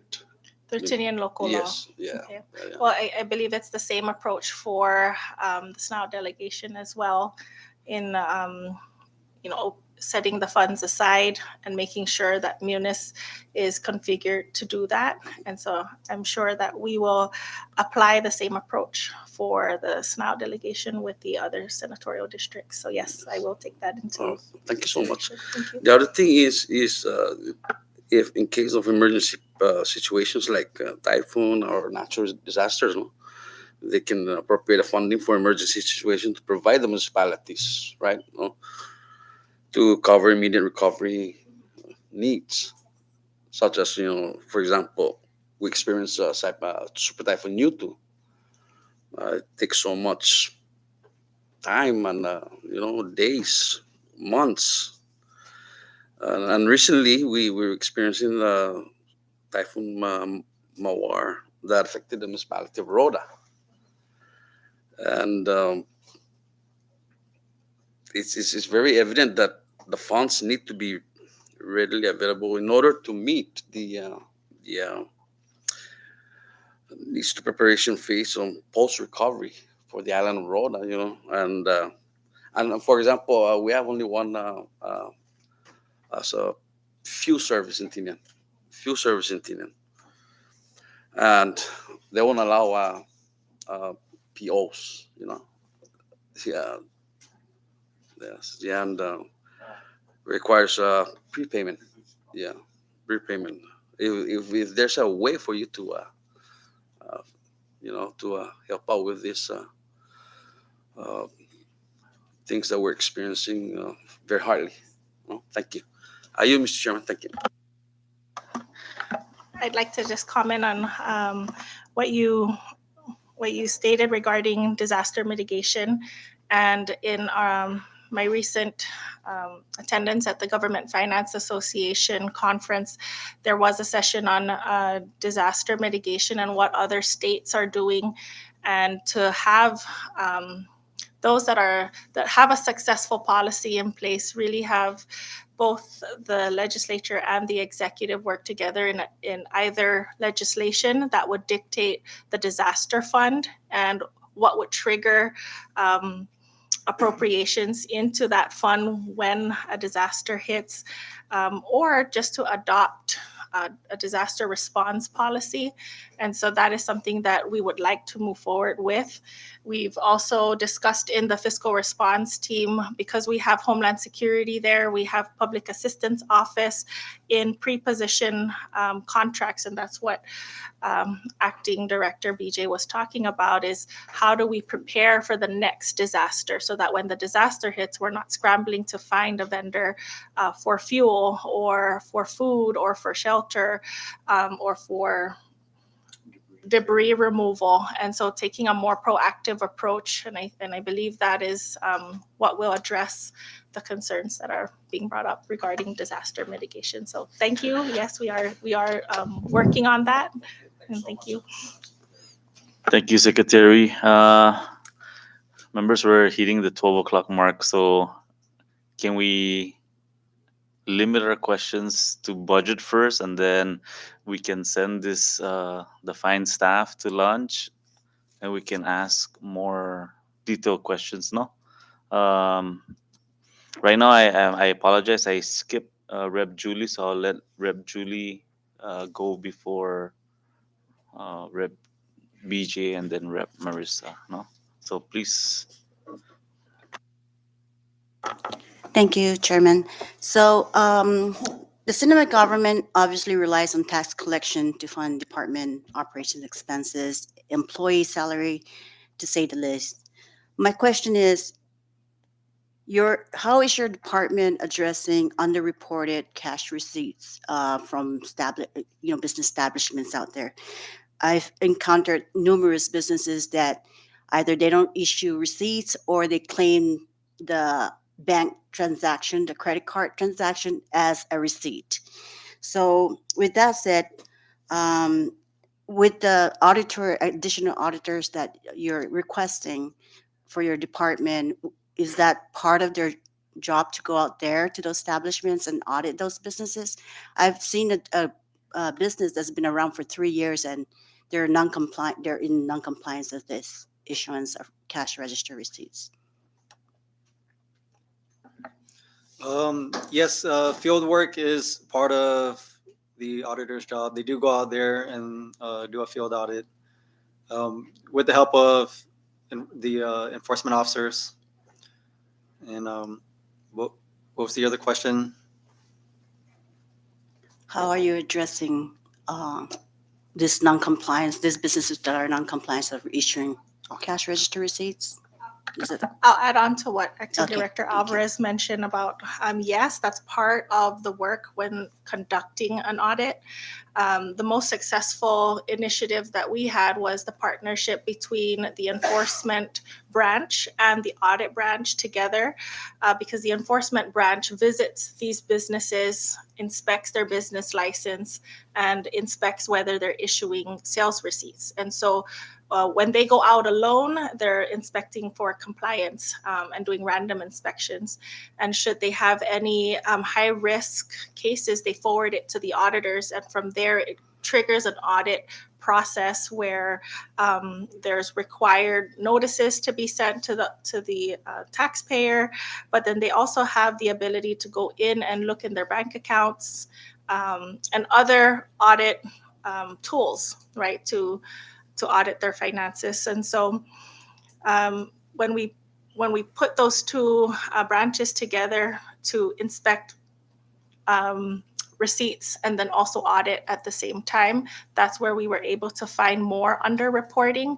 But then again, when the case is closed, then it moves on to the collections branch for forwarding that case to collections. The taxpayer comes in, whether they're able to pay upfront the entire amount or whether in order to continue their business, they have to go on an installment plan. And so there's a process for tax collection. It doesn't mean that once we audit, the cash is immediately available. Taxpayers still have their rights, and we offer them different ways for them to pay off any tax liabilities. So it is a process. I guess that's like one of the maybe biggest concern as far as underreporting in your department. So like I said, I've known several businesses that have been around for more than 2 years, probably almost 5 years. And aside from the cash register receipt, some of those businesses don't have a register, so they just issue out like regular paper receipts. And especially these like Chinese businesses, they don't even know when I ask for receipt, like, can I get receipts? And they had to call someone else to, you know, um, translate what I'm talking about when I'm asking for receipts. So, I hope with your additional requests for that, for those auditors, your department will aggressively go out and collect those dues. Thank you. I Thank you, Rep. No need to Rep Ogo. Now recognize Rep BJ, then Rep Marissa. Thank you, Mr. Chairman. Thank you, Secretary, and to the finance team. Just a couple of questions regarding your revolving accounts. How many revolving accounts do you have?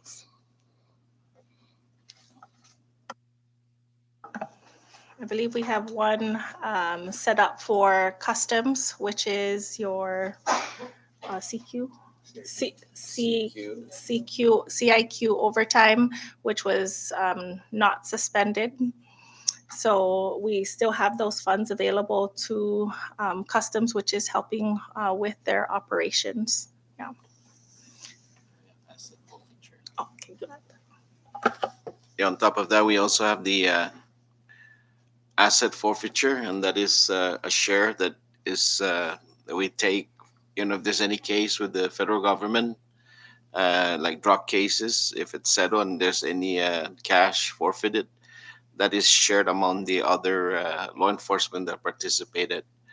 And we also have the customs violation fine, but majority now of the importers are compliant. They're staying away from, which I don't like, but they're staying away from, violating customs, especially if they bring in, high rate tax goods. So that, I think it's a zero in there for now. So that's it. We were issued some funds from the indirect costs. However, we don't use that for normal operations. And there's no other revolving accounts within finance. Uh, do you have a? Oh, GSA. You wanna have- Procurement does have a GSA account, but the account specifically is to maintain and operate the GSA program through the acquisition of surplus property from the federal government. So it goes directly back into sustaining and maintaining that program, whether it be for TARPs for assets or being able to try and identify funding to go and conduct inspections in Rhoda or Tinian. It all falls within that GSA revolving account fund. How much in that account? Last I recall, and please don't quote me on this, I believe we have somewhere around $4,000. We're working, getting our way there slowly but surely. Okay, thank you. Um, the child tax secretary and the EITC tax. I know those are federal funds that are remitted to the CNMI. Are they remitted at a certain period within the fiscal year, or are they within your accounts with I don't know, some part in the fiscal year or within the beginning of the fiscal year? I only ask this because I know that we have a tax reserve account, right, for our Yes. rebates and refunds. What We- about the EITC and the? When we signed the agreements with the U.S. Treasury through the IRS, we are required to open up trust accounts for each of these credits, one for the child tax, earned income tax. And so with the agreements every year, they have an estimated amount of the credits that will be taken. And so they issue advance funds over so that we are able to issue out refunds. And once those advance funds are depleted, then it goes on a request basis. Yes. And when are those funds remitted to the CNMI? Upon execution of the agreement. So, for example, with the 2022 child tax, what was the amount that it was around 19 million that was advanced so that we can immediately start issuing child tax refunds. But again, once that amount is depleted, then we go on a batch by batch request basis. Okay, so I know that our tax date is April 15th, right? Mhm. When are the monies remitted? Within January to April, or is it prior to January? It's upon execution of the agreement, and so the agreement was executed sometime in after the tax deadline. And so usually once we execute the agreement with U.S. Treasury, we expect deposit within a week. And from the week that the deposit is made to the CNMI, when are the distribution of checks? When did they happen after that? It all depends on which checks are available to be dispersed. Okay, Yeah, and these trust accounts are interest-bearing accounts? I believe so. How much have we collected in the last 5 years on the child tax from just the interest? I can get you that detail, but we do provide reports on the balances of the trust funds to the IRS, so I can make certain sections of those reports available to you. Okay, and then on top of that, maybe since you're gonna be contacting the IRS, those interest monies, where do they go? Do they go back into the account, or can they be utilized for something else? It stays in the account. It stays in the account? Can it be used for something else? Has it never been asked? I'd have to check on Okay. the agreement, and I can include that in the information when I it's think provided. that's important. If you're talking about 19 or whatever, 20 plus $1 million, and if we can earn interest on compounded on a daily basis, that's a pretty good amount of money that we can stretch. And if we're just throwing it back into the account for the next fiscal year, why don't we just keep that account alive so that we can bear the interest? And maybe if we need legislation, we'll provide legislation, but it should be available to finance for its operational personnel costs, at the very least administrative costs, right? Okay. I will look into All the right. proper uses of those funds. So I will provide it. Thank you, Secretary. Banking fees. How much is finance paying on banking fees? Forward that question to Connie. Banking fees. Banking fees for just in For general. general banking fees, I guess, from the machines that you guys get from the banks and the I Oh, guess. bank charges up until maybe a couple of years ago, or even longer than that. We were just sending. We didn't have online access where we can do the our own wires, EFTs, and so Bank of Guam offered that service for a period of about just 6 months after we were able to do it ourselves. They started charging us fees. That's why I mentioned earlier is we're just like any other bank. I mean, any other customer. We are now assessed stop payment fees, online banking fees for wires and all that. So we kind of help them in not having them do those processes. Now we do it, but in return we get charged. So I've talked to the secretary about meeting with Bank of Guam maybe, and I have tried to question those fees because the government is not any other customer. It's holding a lot of, monies in there that I'm pretty sure they invest until, we need it. But that's something we need to um, discuss further on the fees, but we do pay quite a lot. And there's also a fee that are assessed for like the automated or direct deposits, like for taxes, any payment. So when we push it through once and um, let's say that account lacks a digit or so, so it rejects back to finance to the bank account, and then the only chances we get is to push it through again. You have to ensure that that account number is correct.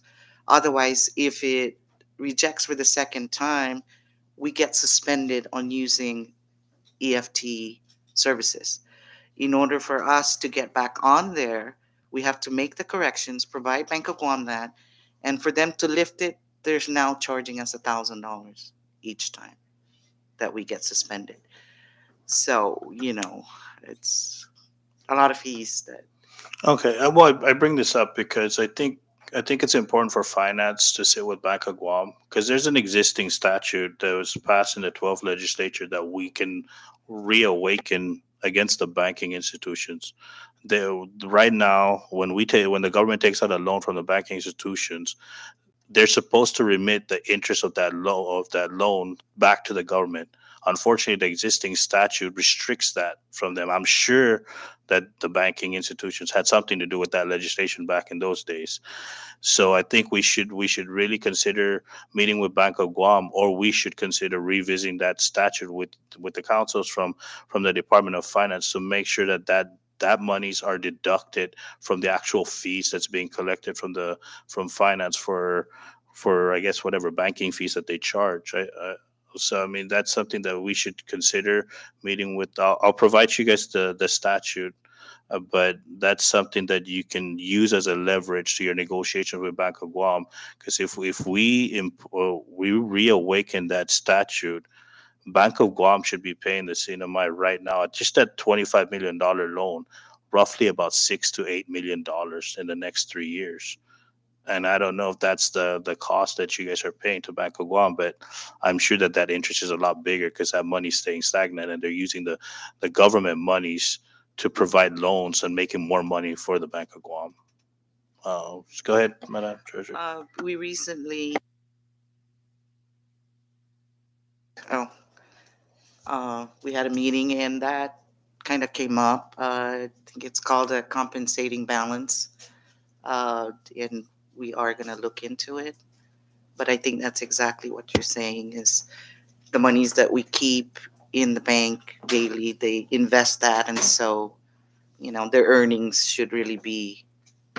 Uh, Yes, yeah, and even on top of that, no, when we take out like for example that $25 million loan, right. they're not supposed to charge the interest, but they are charging the interest. And on top of that, they're also not remitting the actual government interest that they have to pay back to the government as other banking institutions in the nation. For some reason, back in the 12th legislature, they took that away from the government's ability to be able to take money, get the money back from the banking institutions. So I'm willing to work on that legislation with finance if they don't want to sit down and fix the issues on the banking fees to the Department of Finance or to the central government for that matter, and then we can start collecting from them. Well, um, that's my questions for now. I think we will reserve the other questions uh, when you get back. And I recognize Representative Marissa Flores, please. Thank you. That was an interesting topic. I already lost my line of questioning. I have to pull out that legislation, Congressman. Okay, I have several questions, and I think I'll just start with IT.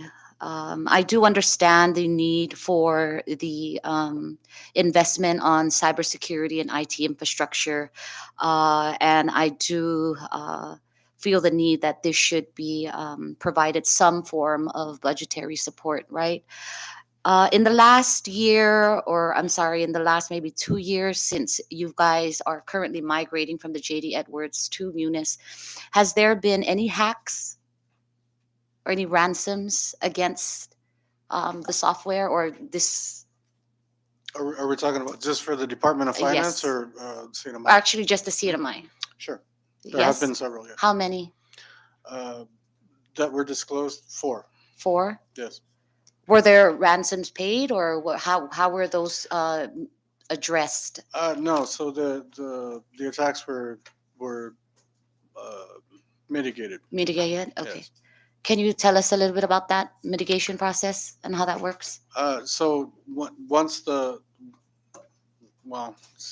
how much? In a nutshell, maybe layman's term, Mr. Torres, because I know that you're the IT Well, extraordinaire, that's but why I was trying to come up with a simple way to explain that without Okay. without boring everybody to or death. confusing me. So once the attack was detected, Mhm. The piece of equipment that was being attacked was isolated from the rest of the network, and then that problem was fixed, and that was due to the capabilities of the software that we purchased. Okay, the reason why I asked is because I was around in an agency that had a ransom, a hack, and then a ransom, and so the outpay was like almost $2 million to Yeah. free up.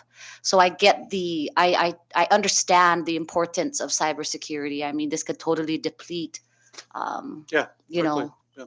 our entire government. Yep. And the fact that they can access a lot of the information and data, which is critical.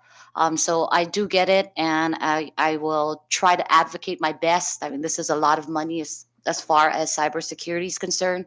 But since we're migrating over to a system that is highly dependent on data and all of these softwares to keep it alive, then I think it's very important.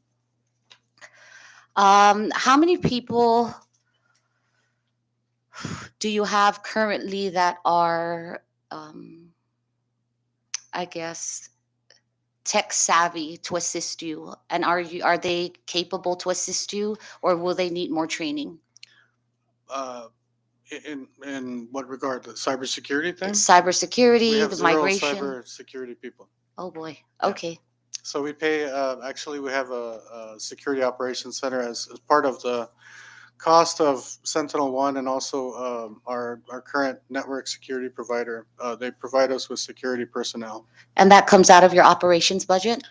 That's part of the cost of the software. And how much is that costing you? So that Sentinel-1, I think, is on there at 19,000, but actually that's more like 192,000 is what that was supposed to say. Are these all perpetual? Yeah, it's just a yearly renewal. Okay. Okay. Thank you. Mhm. But I do accept your invitation on the cyber horror story. So Yeah, if you can sure. bring anyone back, I Yeah. would greatly appreciate that and love to schedule that. Okay. So Okay. So then, On the financial services treasury, you mentioned that I guess this is for Miss Bernie, on the recon. You guys are behind on recon about 5 years? No, 2 years? 2 years. That's good to know. Okay, and on the cross training, when I'm looking at your budget, I see that there's some big variance between, let's say, one accountant one and accountant one. You have one at like 30,000, and then you have one at like 40,000, right? As an example, is it because one person is civil service and the other one isn't, or why is there such a huge discrepancy on the same job, but yet their pay is like $10,000? That's like the contract employees that was inherited. That employee was inherited to our office. Add water. Okay. Um, yeah, that's a big gap, right? It doesn't say how many of them work for you and how long, but I'm hoping that, in regard to what Congressman Castro was saying, that please visit your salary scales, because when it's unfair, then you have low morale, right? And I think this goes back to years of neglect. And then here we are, ta-da, right? Now we're trying to fix 10 years of lack of planning, 10 years of the inability to have a vision. But I'm glad that you have a vision and there's a mission. That's always helpful when we're trying to budget and provide money, right? Um, has CHCC remitted their withholding tax?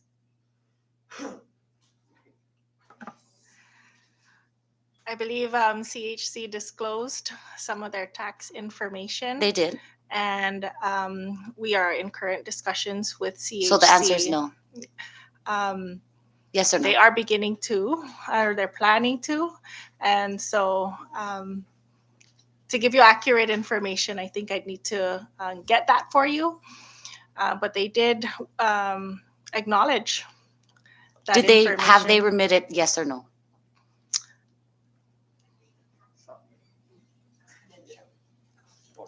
I can only disclose what they have disclosed.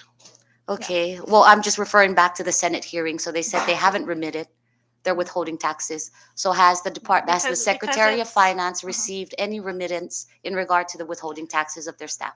I am bound to disclosure. Mhm. And so what they had disclosed was not specific Okay. as to what periods. Okay. And so I can just agree to what they had disclosed, but Okay. I cannot disclose further. All right. Miss Connie, in regard to bad checks, how much in bad checks, payables or receivables do you have pending? I wish I had known that was going to come up. I would have the information for you. Okay. Unfortunately, I Okay. don't have it. So what is the process in getting that back? So we get a return check. Mhm. It could be a stop payment. It could be non-sufficient funds. Mhm. And so we send out a notice Mhm.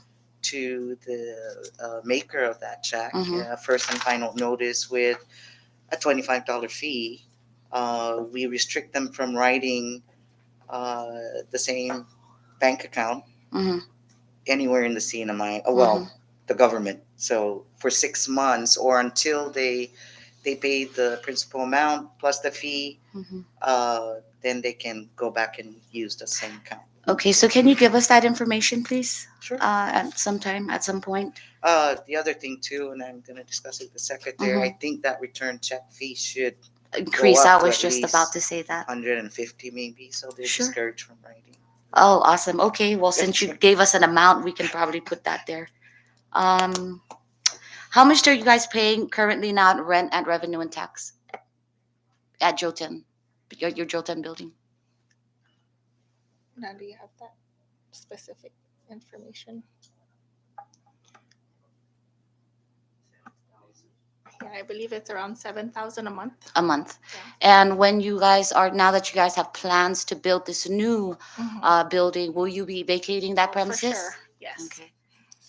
And when do you plan to see this building complete?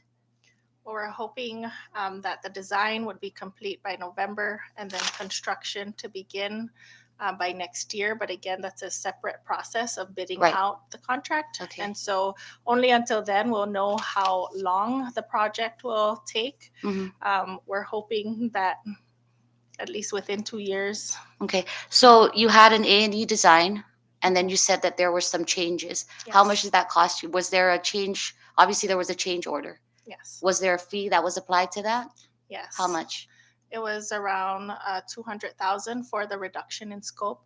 However, I do want to highlight that the initial design that was asked previously had a total cost of about 33 million, when the grant for construction was only 12 million. And so when we came in, we immediately advised our A&E firm that we cannot afford the cost of that design, Mhm. and so that we had to reduce the scope and design of the building. Okay. Yeah. So you found that there was an issue, you addressed it, but it cost 200,000 to address that problem. Mhm. Okay. Do you currently have succession planning within your departments? All of the departments that you supervise? Succession planning, right now we are struggling just to have enough staff to cover.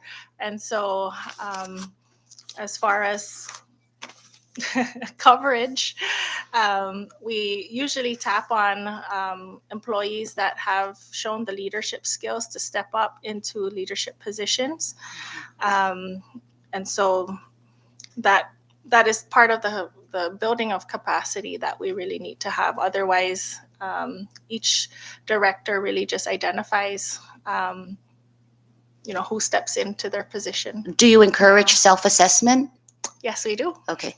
So, and that's good.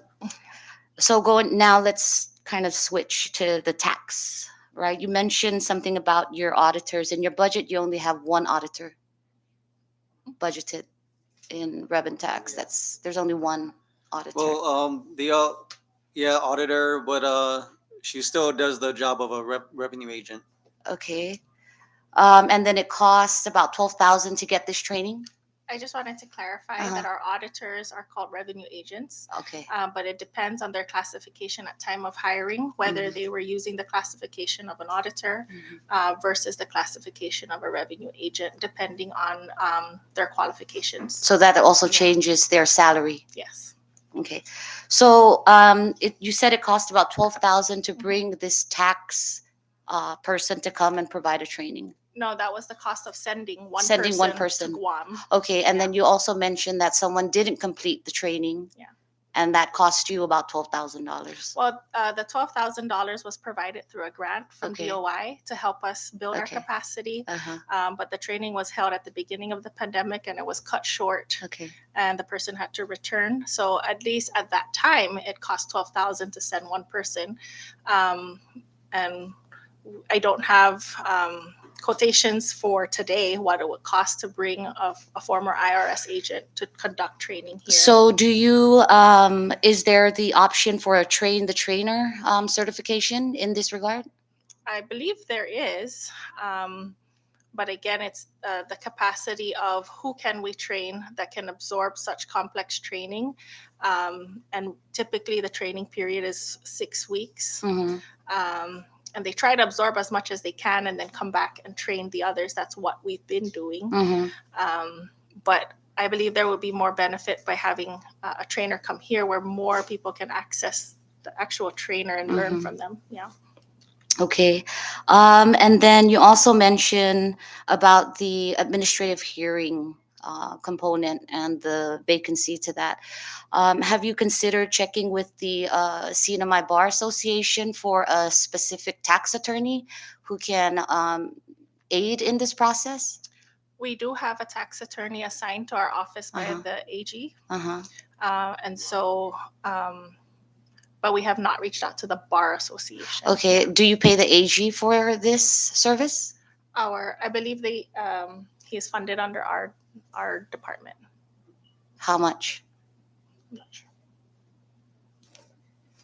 It must be part of our proposal for the salary of that one AG. I'm just Yeah. curious to see if you know off the top of your head how much, because I believe the range was within 90 to for 100,000. 90 to 100,000. Oh, okay. So my next question, I'm almost done, Chair. Maybe just two more. I have a whole list, but I'm trying to. There's a lot of issues here. You mentioned something about we were talking about the salary, or not really the salary, but customs was brought up, and the fact that they also needed some assistance in regard to their services. And it was mentioned that your director gets 90% of the funding, but it's dependent, I guess you would have to make that request into OMB. Do you plan to do that? Because I do think that his salary it should be 100% funded and not 90. I agree with you. Uh-huh. And whatever funding that is provided to our department, especially for our law enforcement, Uh-huh. we will have to look for other sources of funding to make up for the difference between fully funding at 100%. Mhm. And so we do ask for your consideration Uh-huh. in fully funding the administration staff and the director of customs. However, we will take the initiative to look for other sources of funding for that. Okay, so I also noticed that your salary is at 90%. And then there are also 3 vacancies within your department, within the ranges from almost 50,000 to 80,000 to 100,000 at 90%. Your particular salary is at a range that is new, hasn't been offered to a Secretary of Finance, I think, ever. So I'm just wondering how this salary came about. Is it because you're adding on new? Um, did your scope of work change, or what is the? I guess I'm trying to understand why such a big increase. So you have two things there. It's the salary for the secretary as Mhm. well as salaries for the vacant personnel. Mm-hmm.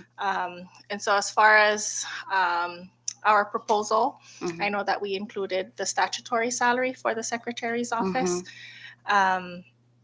And I believe the administration is working on offering competitive salaries to the cabinet members. And so Mhm. I appreciate that. Mhm. However, in our proposal, we did ask for statutory salaries only. Okay. As far as the administrative staff under the secretary's office, those were positions that were held by highly technical people, Mhm. people that we've hired from our Tyler team that Mhm. transitioned into being an employee of the government to assist in the implementation. And so at that time with ARPA funding, we were able to offer competitive salaries to hire those kind of technical people required. So again, financial officers are really hard to attract and then to retain. Mhm.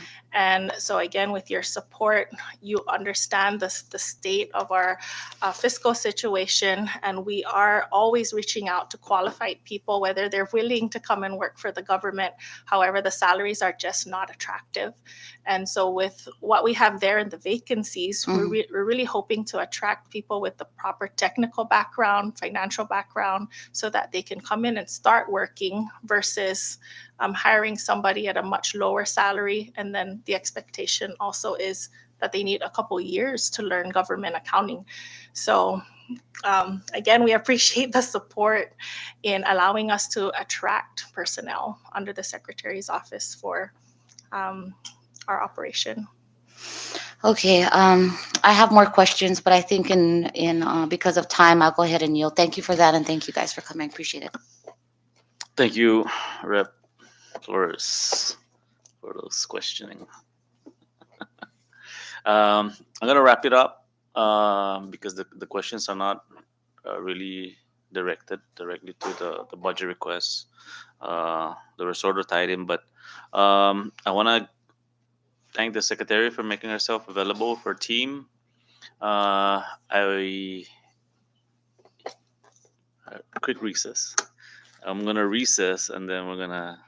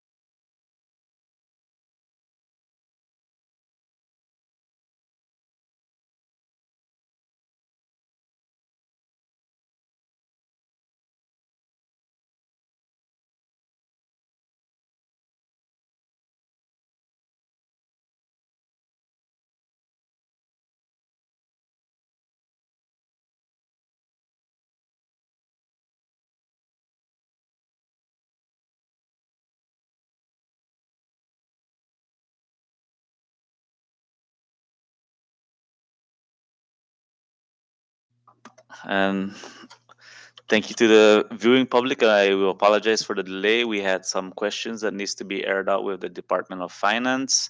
I believe members asked questions, and now with that, thank you, Secretary of Finance, for making your team and yourself available to us to answer questions today with regards to both budget and other issues here in the Sinamai.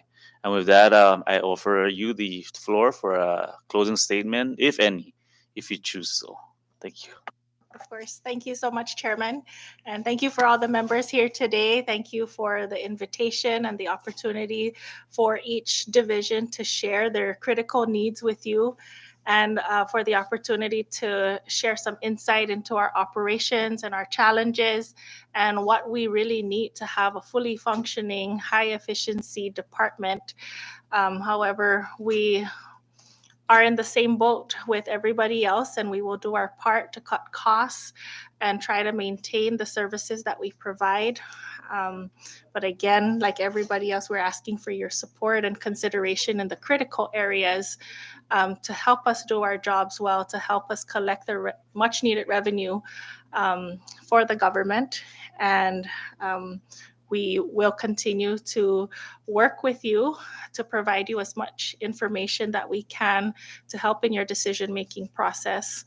And so we welcome more future meetings with you. We would like to collaborate more on some policy objectives that you have, and we will use the limited resources that we have to ensure that we reach, the same goals. So with that said, thank you very much for your time. I appreciate everybody here today, and I hope you have a great rest of your day. Thank you, Secretary, and just so that we are all, we will make those meetings. We'll plan those meetings. I know there's some issues that we need to address. I know we didn't mention the procurement position that I believe OMB mentioned to us. So that's something that we'll address with the procurement director position. No, and hopefully, if the funds are available in other agencies, then we can address. I think the department needs all the help they can with regards to trying to secure the revenue here in the Sinamai, or collect the revenues. No, and with that, thank you, members. I know it's been a long day. Thank you to the staff, and thank you to the viewing public for their patience. And with that, I adjourn. Thank you.